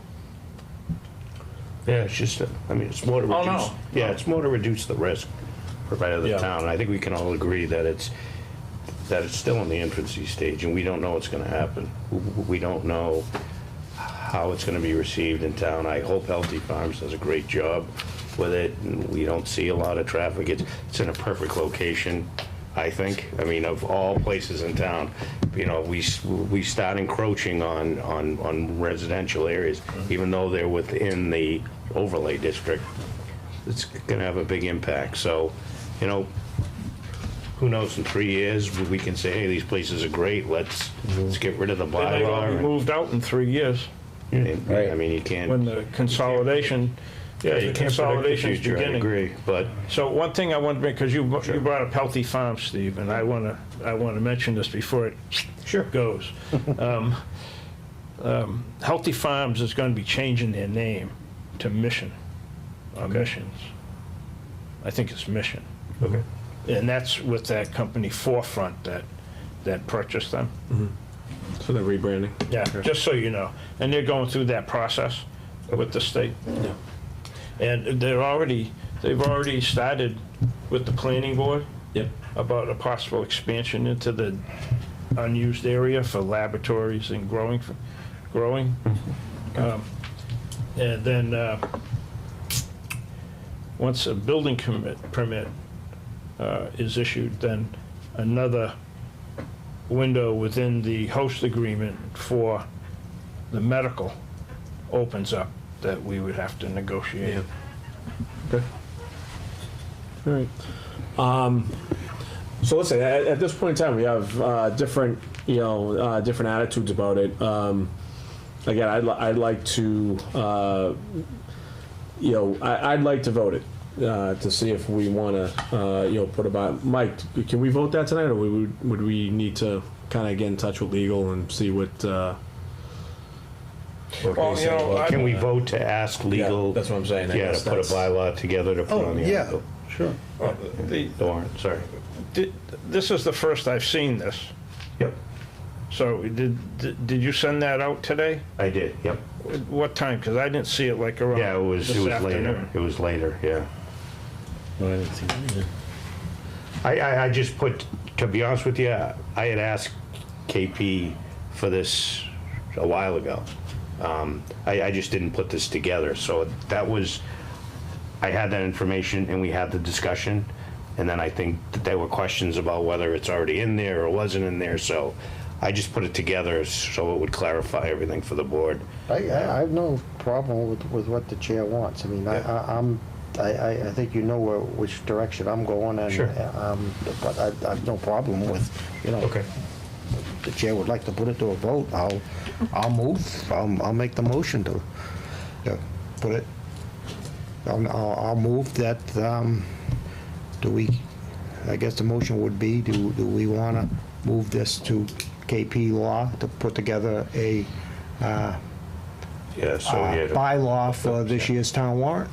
Is that, Yeah, limiting the number of it retailers. would be more than that. It would be to move forward this year. It would have to be on the town warrant, and also, Right, if and a it ballot. passes, it would have to be on the ballot. Correct. So, I mean, But it's also just for this, limiting- for discussion. Yeah, Yeah. well, Yeah. yeah. So do I we mean, I wanna- think we've got the general idea of what it's about. Well, what's the Yeah, motion I now? think we should, we should Make encompass it better? all of that, that information, because the 10% is a big point, to this. Because if we don't do 10, then you don't need a ballot. So, So it's the 10% that's the important here. So Yeah. we would need, a motion to send it to KP Law to form, blah, blah, blah, blah, blah. Well, they'd be sending it back to us for Back to approval us for anyways. approval, that's right. So, Right, well, it's not that I don't believe Steve, but I would rather do my own research on what's been presented. yeah, I think I emailed you guys this information a while back too. So this is from KP Law. I put quotes around Well, this stuff. This is an email from them. Yeah, And I emailed you guys that a while back. I think you forwarded off to everybody, I right? made a motion. I guess it thought I didn't get a second. did. Yeah. And No, it didn't I get just seconded. found an email from Wednesday from Tom McEnany, because I had, No, this is going way back. oh, I know, but I had asked him the same question, and I just found the email, he sent it to me. Yeah, no, that's Wednesday. fine. And I Yeah, just it's sent public. it, I just forwarded it January to 8th. the board. Well, Yeah. this one was February 20th, and it says, essentially, it says everything you said tonight, Okay, from what KP Law said. yep. They're suggesting even if you were going to limit it to 20%, you have to follow the same regulation, Yeah. the same procedure. And the options are, you can have a general bylaw instead of a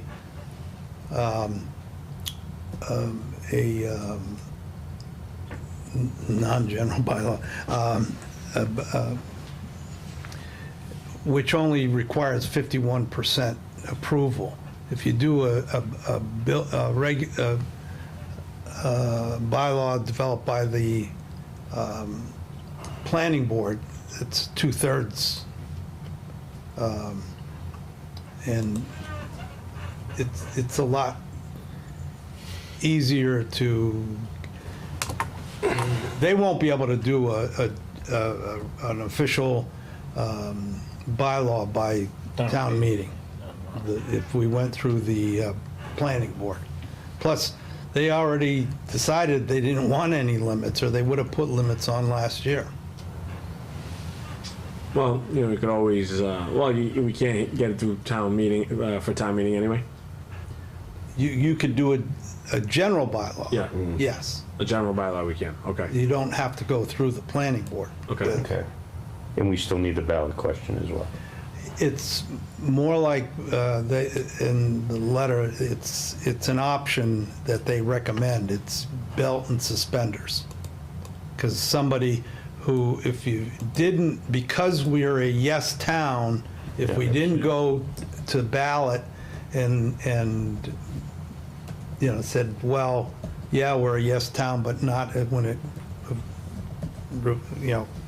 not when it relates to limiting the number of retail. Yeah. I'd want it to go to Okay. ballot anyway, Okay. because there are people that don't go to We town have meeting. time to do that do what a vote, through so. this board. You should, yeah. So I'd like to make a motion that we ask, Don't we have a motion on the floor? yeah, there's no No, we have a second. second. Yeah. Got that motion. Okay, so I'd like to make a motion that we request that KMP create a bylaw, general bylaw, limiting the number of marijuana retailers to 10% of the number of liquor license issued pursuant to General Chapter 138, Section 15. Second. Okay, now we have a motion and a second. We have any further discussion? Okay, if not, all those in favor? Aye. Aye. Opposed? Nay. No. So Mike, if you can reach out for that. All right. Steve, again, thank you very much Yeah, I for the appreciate the time, information. Thank you, everyone, for listening. All right, so we're going to move on to the town administrator's review discussion. Thank you, everyone, for sending me the reviews. I have calculated all of them, okay?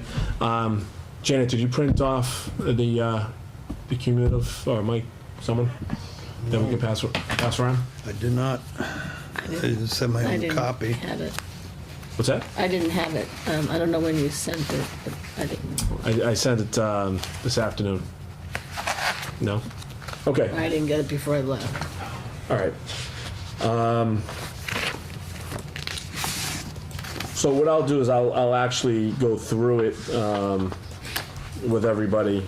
And does everyone want to kind of follow this? You know, I mean, we can certainly make copies or whatever, but you know, long and the short, this all comes based on everybody's feedback that I got. I will note, by the way, Gary, if it's okay, Gary did not submit it, but he did give me his oral score. So he did not provide me, you know, section by section, but he did give me an overall score. So I'll go through this, you know, section by section, so that everyone kind of knows, you know, how this was kind of constituted. Since everyone did not get the copy, I just got back from vacation. I put it together today. I emailed it out this afternoon. Unfortunately, we just do not have copies, so I'll email it to everybody. And Gary, what I'll do is I'll just email it, and then you can come and get a copy. Okay.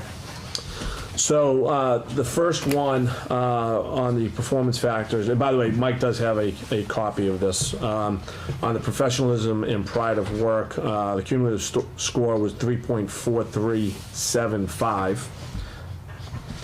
3.5. Oh, You didn't use the revised one, so that's all right. did we round them? No, that's okay. Okay. Yeah, well, you know, it's what the calculator came out with. You know, that's basically what it came out to. The second, number 2, was planning and organizing. Mike got a 3.3125. The third one was leadership and decision making. The cumulative score was 3.125. Fourth one was communication. Mike got a 2.6875. Number 5, community relations, 3.25. Cooperation and collaboration, parentheses, teamwork. The cumulative was 3.125. Professional development, number 7, is at 3.0625. Budgeting planning, 3.875. Staff supervision and management, 3.1875. State and federal regulations, 3.5. So the overall score, when I took everything into consideration, was 3.225 when everything was calculated. That was including Gary's 3.1 that he gave me for a cumulative. There was a section, number 11, other performance factors. So what I'm going to do is I'm going to read verbatim what was entered into this based on, again, feedback from all of the reports. So number 11 was other performance factors.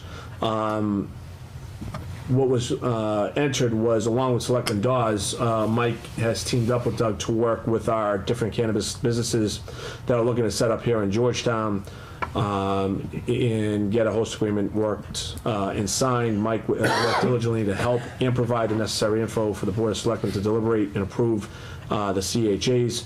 This is a big piece of future revenue growth for the town, and I'm comfortable that Mike is in full understanding of policy and expectations. Part 2, development plan. It says below are specific areas for improvement or attention which may increase effectiveness of the town administrator. First and foremost, and I think everyone could derive by the score, it was by far the lowest score that Mike got, and that was communication seems like it is the main area that most of the board seems to be uncomfortable with. Part of the communication is simply the weekly report that was asked for over the last couple of years. This report is not a big brother looking over Mike's shoulder.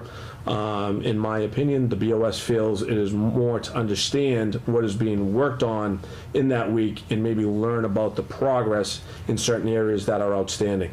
Number two, provide more information within our agenda packets to describe the items for discussion. Number three, continue to proactively manage the employees in all departments that report to Mike and reassure continuity and progress. Number four, continue to be proactive and participate in all necessary training that will continue to educate in areas that are more important to town business. Okay, so that was development. Part three, goal setting. Number one, specifically to see the sale of National Ave through to the end. By the way, I do have to note that in the reports that I was sent, along with the scores, goals were for some reason one area that I didn't see anybody fill in any information. Okay, so a lot of this is derived from myself. A lot of folks actually did put a lot of information that was tabulated in the development plan. Okay, excuse me. Again, specifically to see the sale of National Ave through to the end was number one. Two, keep a close eye on our fire department. As we know, we have a contract negotiation coming that we have to deliberate on. We also have been working on some concerning issues that we feel threaten public safety, and we must try to effectively resolve these without further conflict.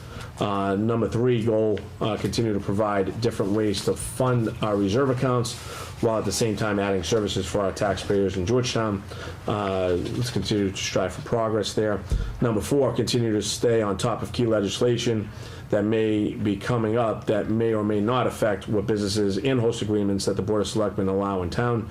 In addition, stay in constant contact with HP regarding some guidance that may help us understand expected revenue over the next year for the following budget year. Okay. Those are the four goals that are on this report. So what I will do is, with that being said, again, I will email out this to everybody.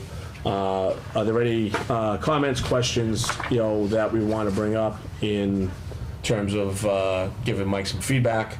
Anything on the report that you want to add? So those goals were for next year? Is that what you? These goals are for this current year, 2019. Okay, good. Well, I'd like to see a weekly report, not a laundry list. A weekly report of what's being worked on, because there are things that are happening that we don't get updated on for whatever reason. So I'd like to see that. I'd like to see the agenda expanded. Even to the point of, Mike, in the areas that would need a motion, he could even, draft a motion, which a lot of, the planning does that, and Carol does for the school committee, and like this. There's, well,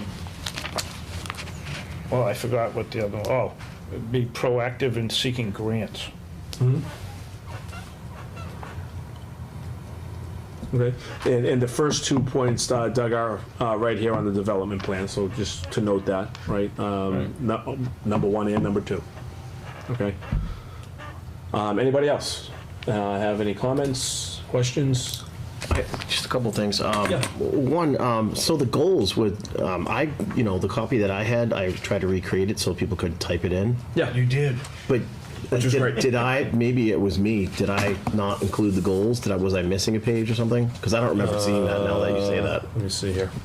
I have yours right here. Yeah, you have NA. Huh.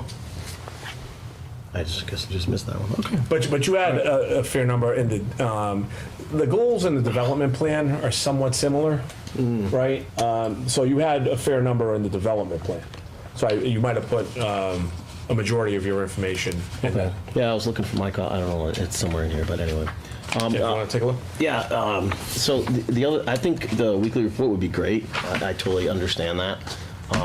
You know, sometimes for me, it's just kind of hard to keep track of everything that's going on, so I think that would be really helpful. And the other piece was, the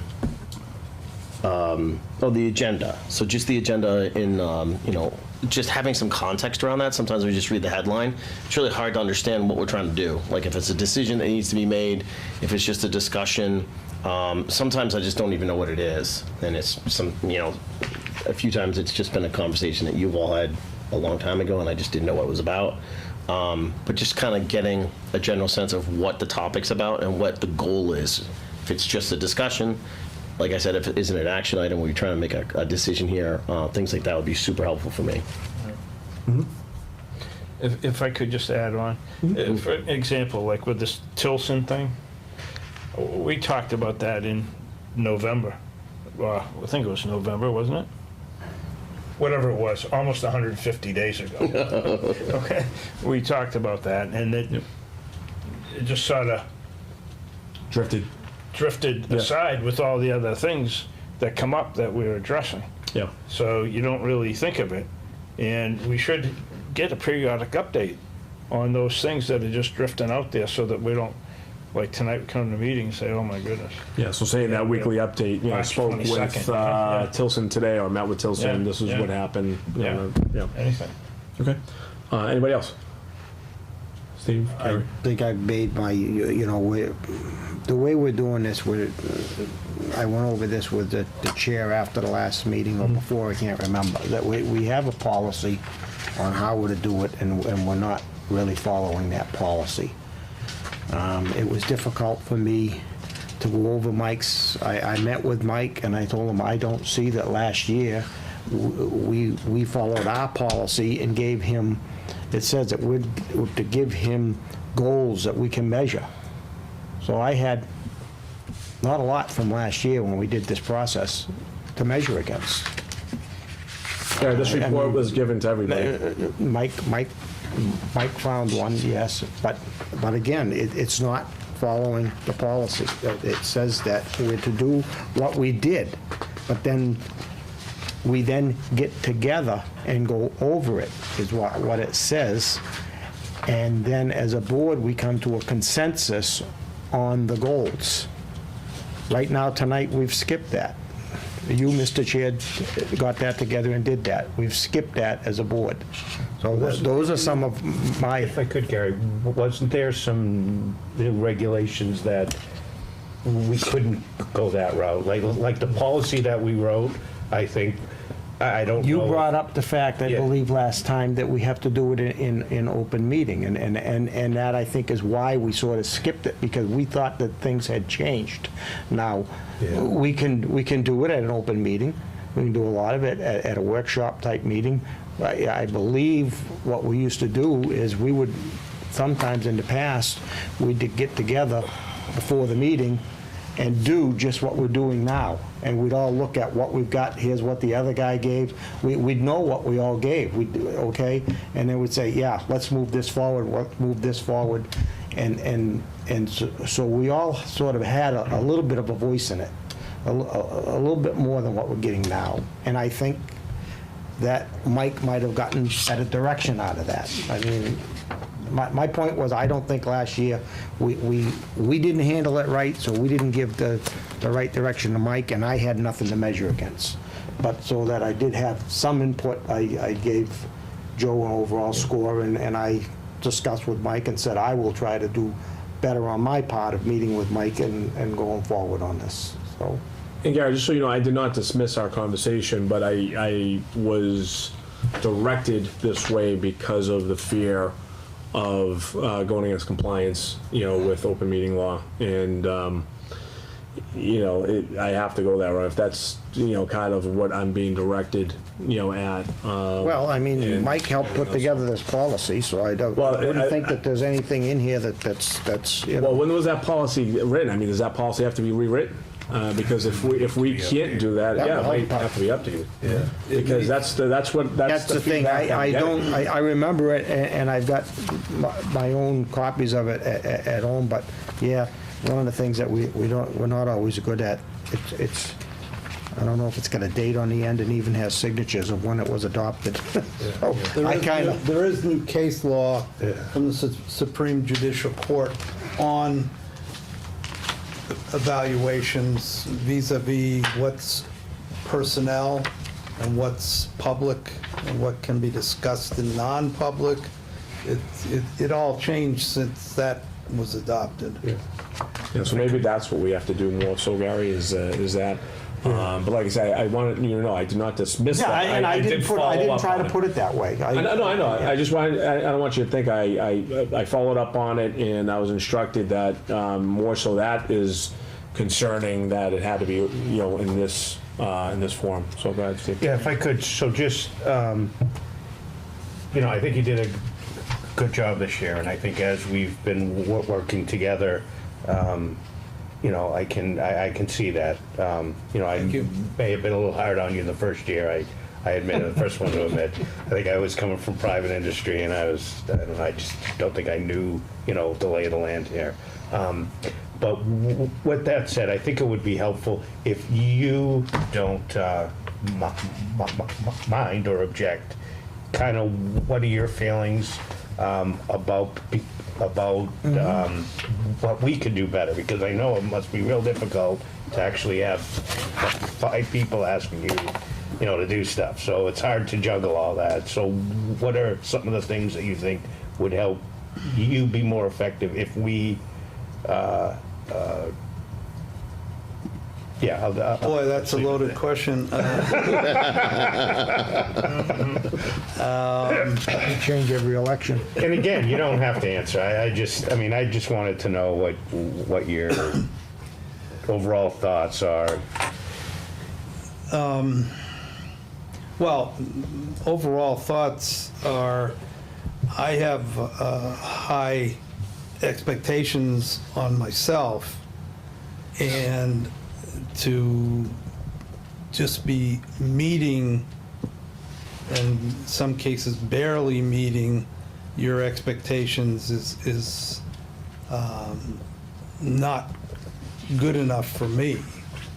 I mean, I would rather be in exceeding your expectations. So either you guys have real high expectations of me and I'm never going to meet them, or my expectations on myself are pretty high. I have to fit the way I interact with each one of you in your style, not my style.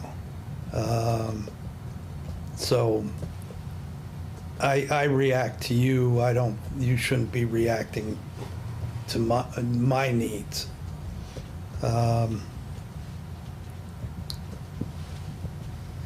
That said, and I take heart, this is, my communication style is not meeting all your needs.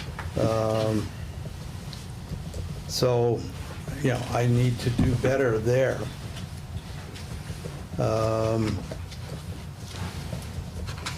And I'd just like to address one thing, Doug, you had felt I should be more proactive in obtaining grants.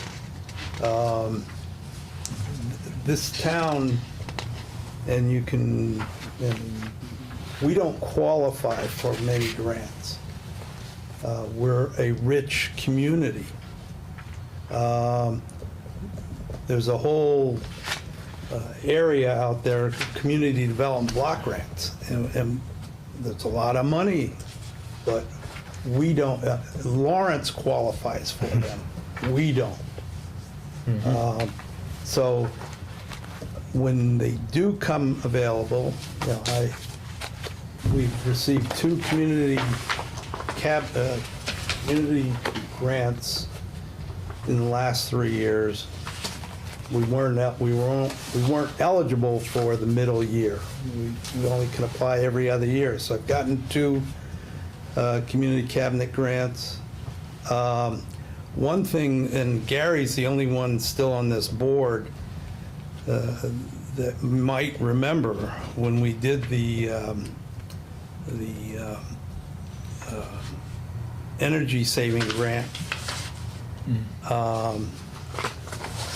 I wrote and received a $440,000 grant that we get over the period of the loan.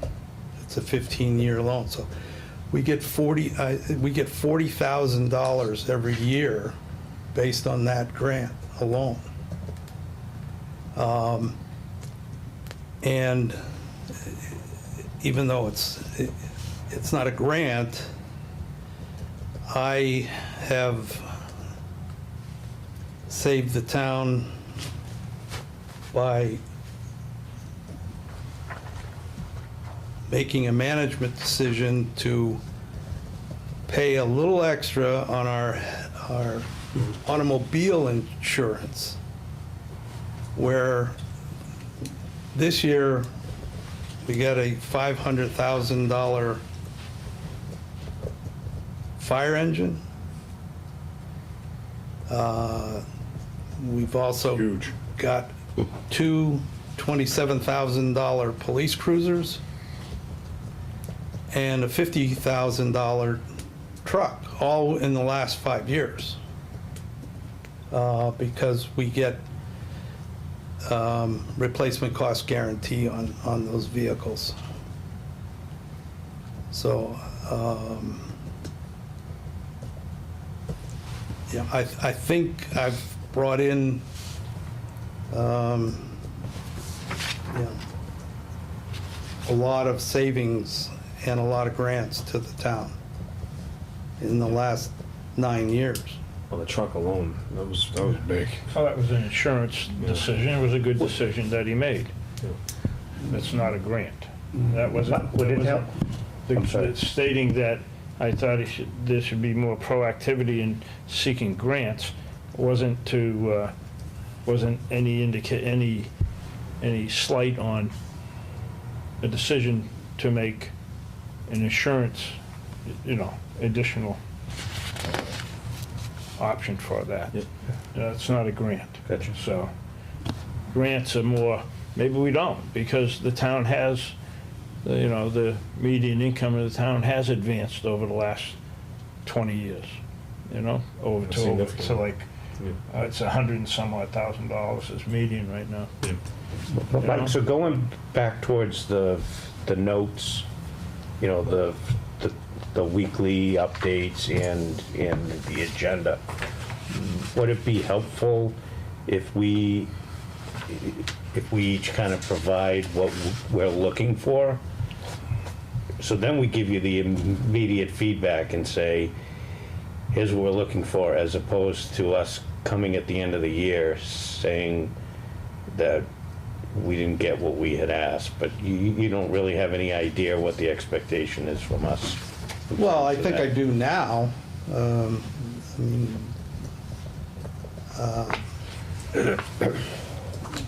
Okay, I mean, if So you're comfortable with it, that's fine. I don't know if. Well, I'm looking for ways to help. We'll have to fine tune it. Yeah, I'm just looking for ways to I'll start providing help. that Yep. additional information.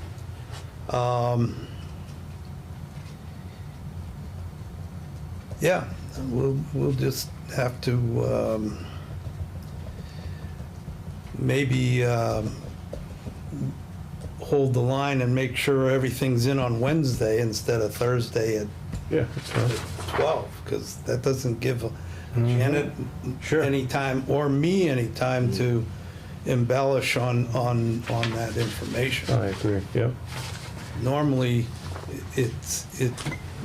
our practice has been, everything's coming in at the last minute on Thursday afternoon. We need it to do a professional job and give you the best information Wednesday noon. Anything comes in after that goes to the next, it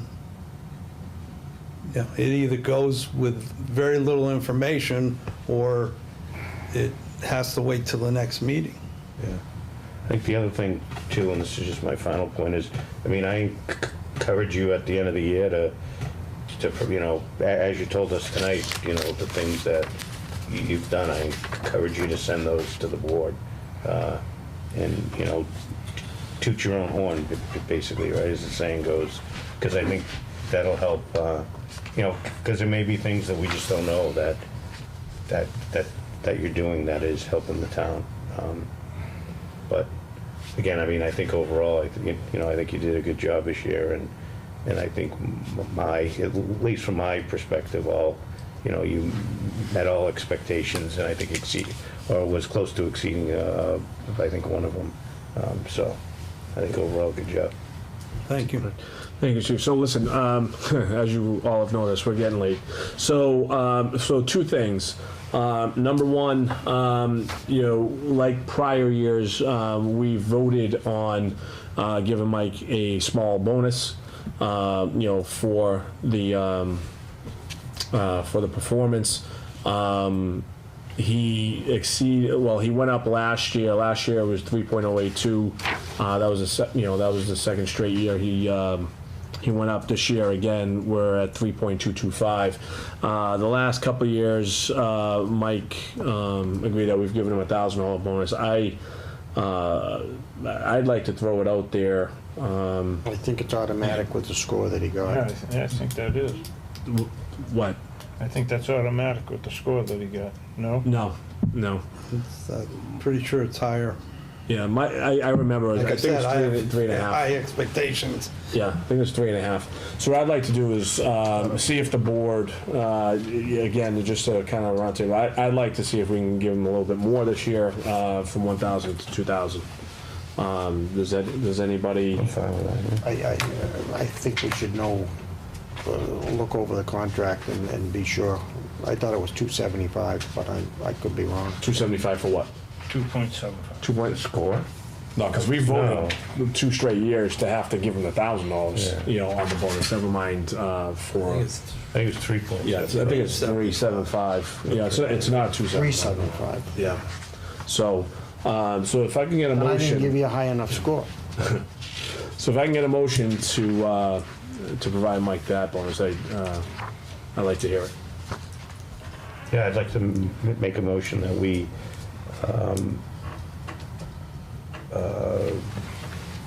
Award. Yeah, we award Mike $2,000 towards, what's it, a retirement? Is that what we're? Yeah, it's deferred income. The deferred income for the current fiscal year, based on his review. Okay, and we have a motion, we have a second? Second. A motion and a second. Any further discussion? Yes, is that the contractual amount that I believe the 2,000, right? It is. And we're not quite sure on where the score needs to be, but okay. So Sure. basically we'd be. It's 3.75. It is Yeah. 3.75, okay. Maybe it was 3.5, but it's 375. Okay, any further discussion? Okay, all those in favor? Aye. Aye. Opposed? All right. Everybody was aye? Okay, fantastic. All right, Thank you. you're welcome, Mike. Great job. And by the way, like I said, I will email this out for everybody to review. Mike will actually add his notes to this. We'll get it signed and we'll put it in his file along with the individual reports that I did receive, okay? All right. In addition, by the way, I'm sorry to have to, one other point. So Mike's contract is up in June. So what I'd like to do is, before our next meeting, get together before our next meeting in executive session to start talking about contract for Mike, okay, as a group. The last two didn't seem like it fit everybody's expectations. So as a group, we'll get together in executive session at 6 o'clock, and we'll start chatting about that. Okay. A question about that, Mr. Yep. Chair. So with the election coming up, how do we typically go about that? Do we let, if there's a new selectman, do we let them finish that contract, or do we try to get it done before? I think the contract calls for it to be done in at least 90 days before the end of the Okay. year. It needs to be done sooner than later. Yeah, I'd So like we to need get it. do it before, Before town before the meeting. election, Yeah. yes. And I'd like to Okay. get it done before the No, I just end wanted to make sure. of March. Okay, good. Okay, that's my target date. No, that's Okay? perfect, okay. All right, just to move on, once again, not that it's not important, but, let's pass over the Christmas tree lighting. Committee chair will put that on the next agenda. Mike, anything more on the town administrator's report? Yeah, there were two things. The budget process, we're meeting with the budget committee on Wednesday. They're going over the school's budget. That's the only item on the agenda. I did get and we all got the school budget documents. I plugged them into the budget, and I think the last time we had a meeting and you had access to the budget builder, it was 190,000 in deficit.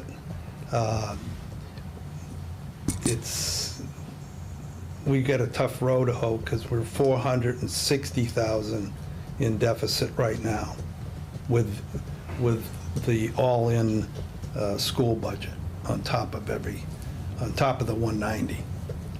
So. Wait a minute, on top of the 190, or that's the total? Yeah. Yeah, that's the total. Okay. Yeah, the total is. Budget though is what, an increase, or is that level funded? Oh, it's. Level service, Level service. Level That's service. level service, okay. not level funded.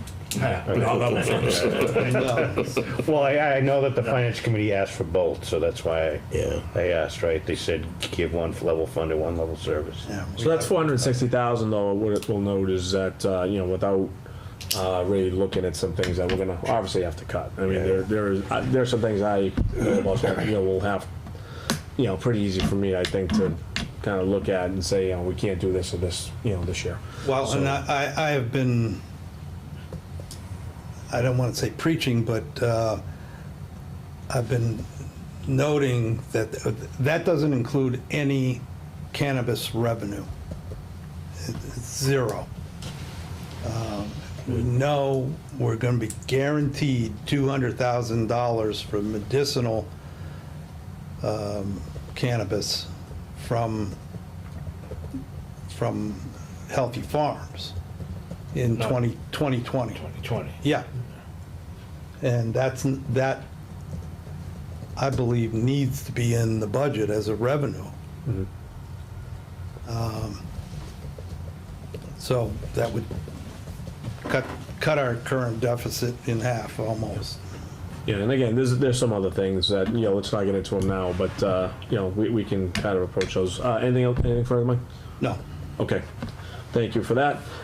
Just quickly, let's go to appointments. Doug, you want to go over these? Okay. I'll do this one Hang in there, first. Kipper. I move that we appoint Paul E. Rondo as a registrar of voters, term to expire March 31st, 2022. Second. Okay, motion is second. Any discussion? Okay, if not, all those in favor? Aye. Aye. All right. Okay. No, yeah. We passed over this. Is that not doing this? No, not tonight. Nope. Okay, so I move that we reappoint the Inspector of Buildings and Zoning Enforcement Officer, Les Godin, term to expire March 31st, 2020. Second. A motion is second. Any further discussion on that? Okay, if not, all those in favor? Aye. Aye. Thank you, Doug. I move to reappoint the alternate Inspector of Buildings, Glenn Closey, to expire March 31st, 2020. Second. Okay, motion is second. Any discussion? All those in favor? Aye. I move to reappoint gas plumbing inspector William Jean Copolis to a term to expire March 31st, 2020. Second. Okay, motion second, any discussion on that? If not, all those in favor? Aye. Aye. I move to reappoint alternate gas plumbing inspector Stanley Kulas to expire March 31st, 2020. Second. Okay, motion second, any further discussion? All those in favor? Aye. Aye. I move to reappoint wire inspector Mark Unger Sr. to expire March 31st, 2020. Second. Okay, motion is second on that, any further discussion? All those in favor? Aye. And finally, I move to reappoint alternate wire inspector Carl Maglio to term to expire March 31st, 2020. Second. Okay, motion is second, discussion on that. All those in favor? Aye. Aye. Thank you, Doug. Appreciate it. Going up to warrants and minutes, we need to approve the minutes of February 11, 2019. Any discussion on those? Motion to approve the minutes of February 2nd, 2007, February 11th, 2019 as presented. Second. Okay, we have a motion and a second. Further discussion on that? Okay, if not, all those in favor? Aye. Aye. Mike, do we have to go over anything on the ATM or STM? No. No? Okay, so we'll pass that over. Anybody else have anything to add? No? If I did, I've forgotten it right now. All right. Okay, so if not, can I hear a motion to adjourn? So moved. So moved. All those in favor? Aye. Good night, everyone. Thanks for staying up.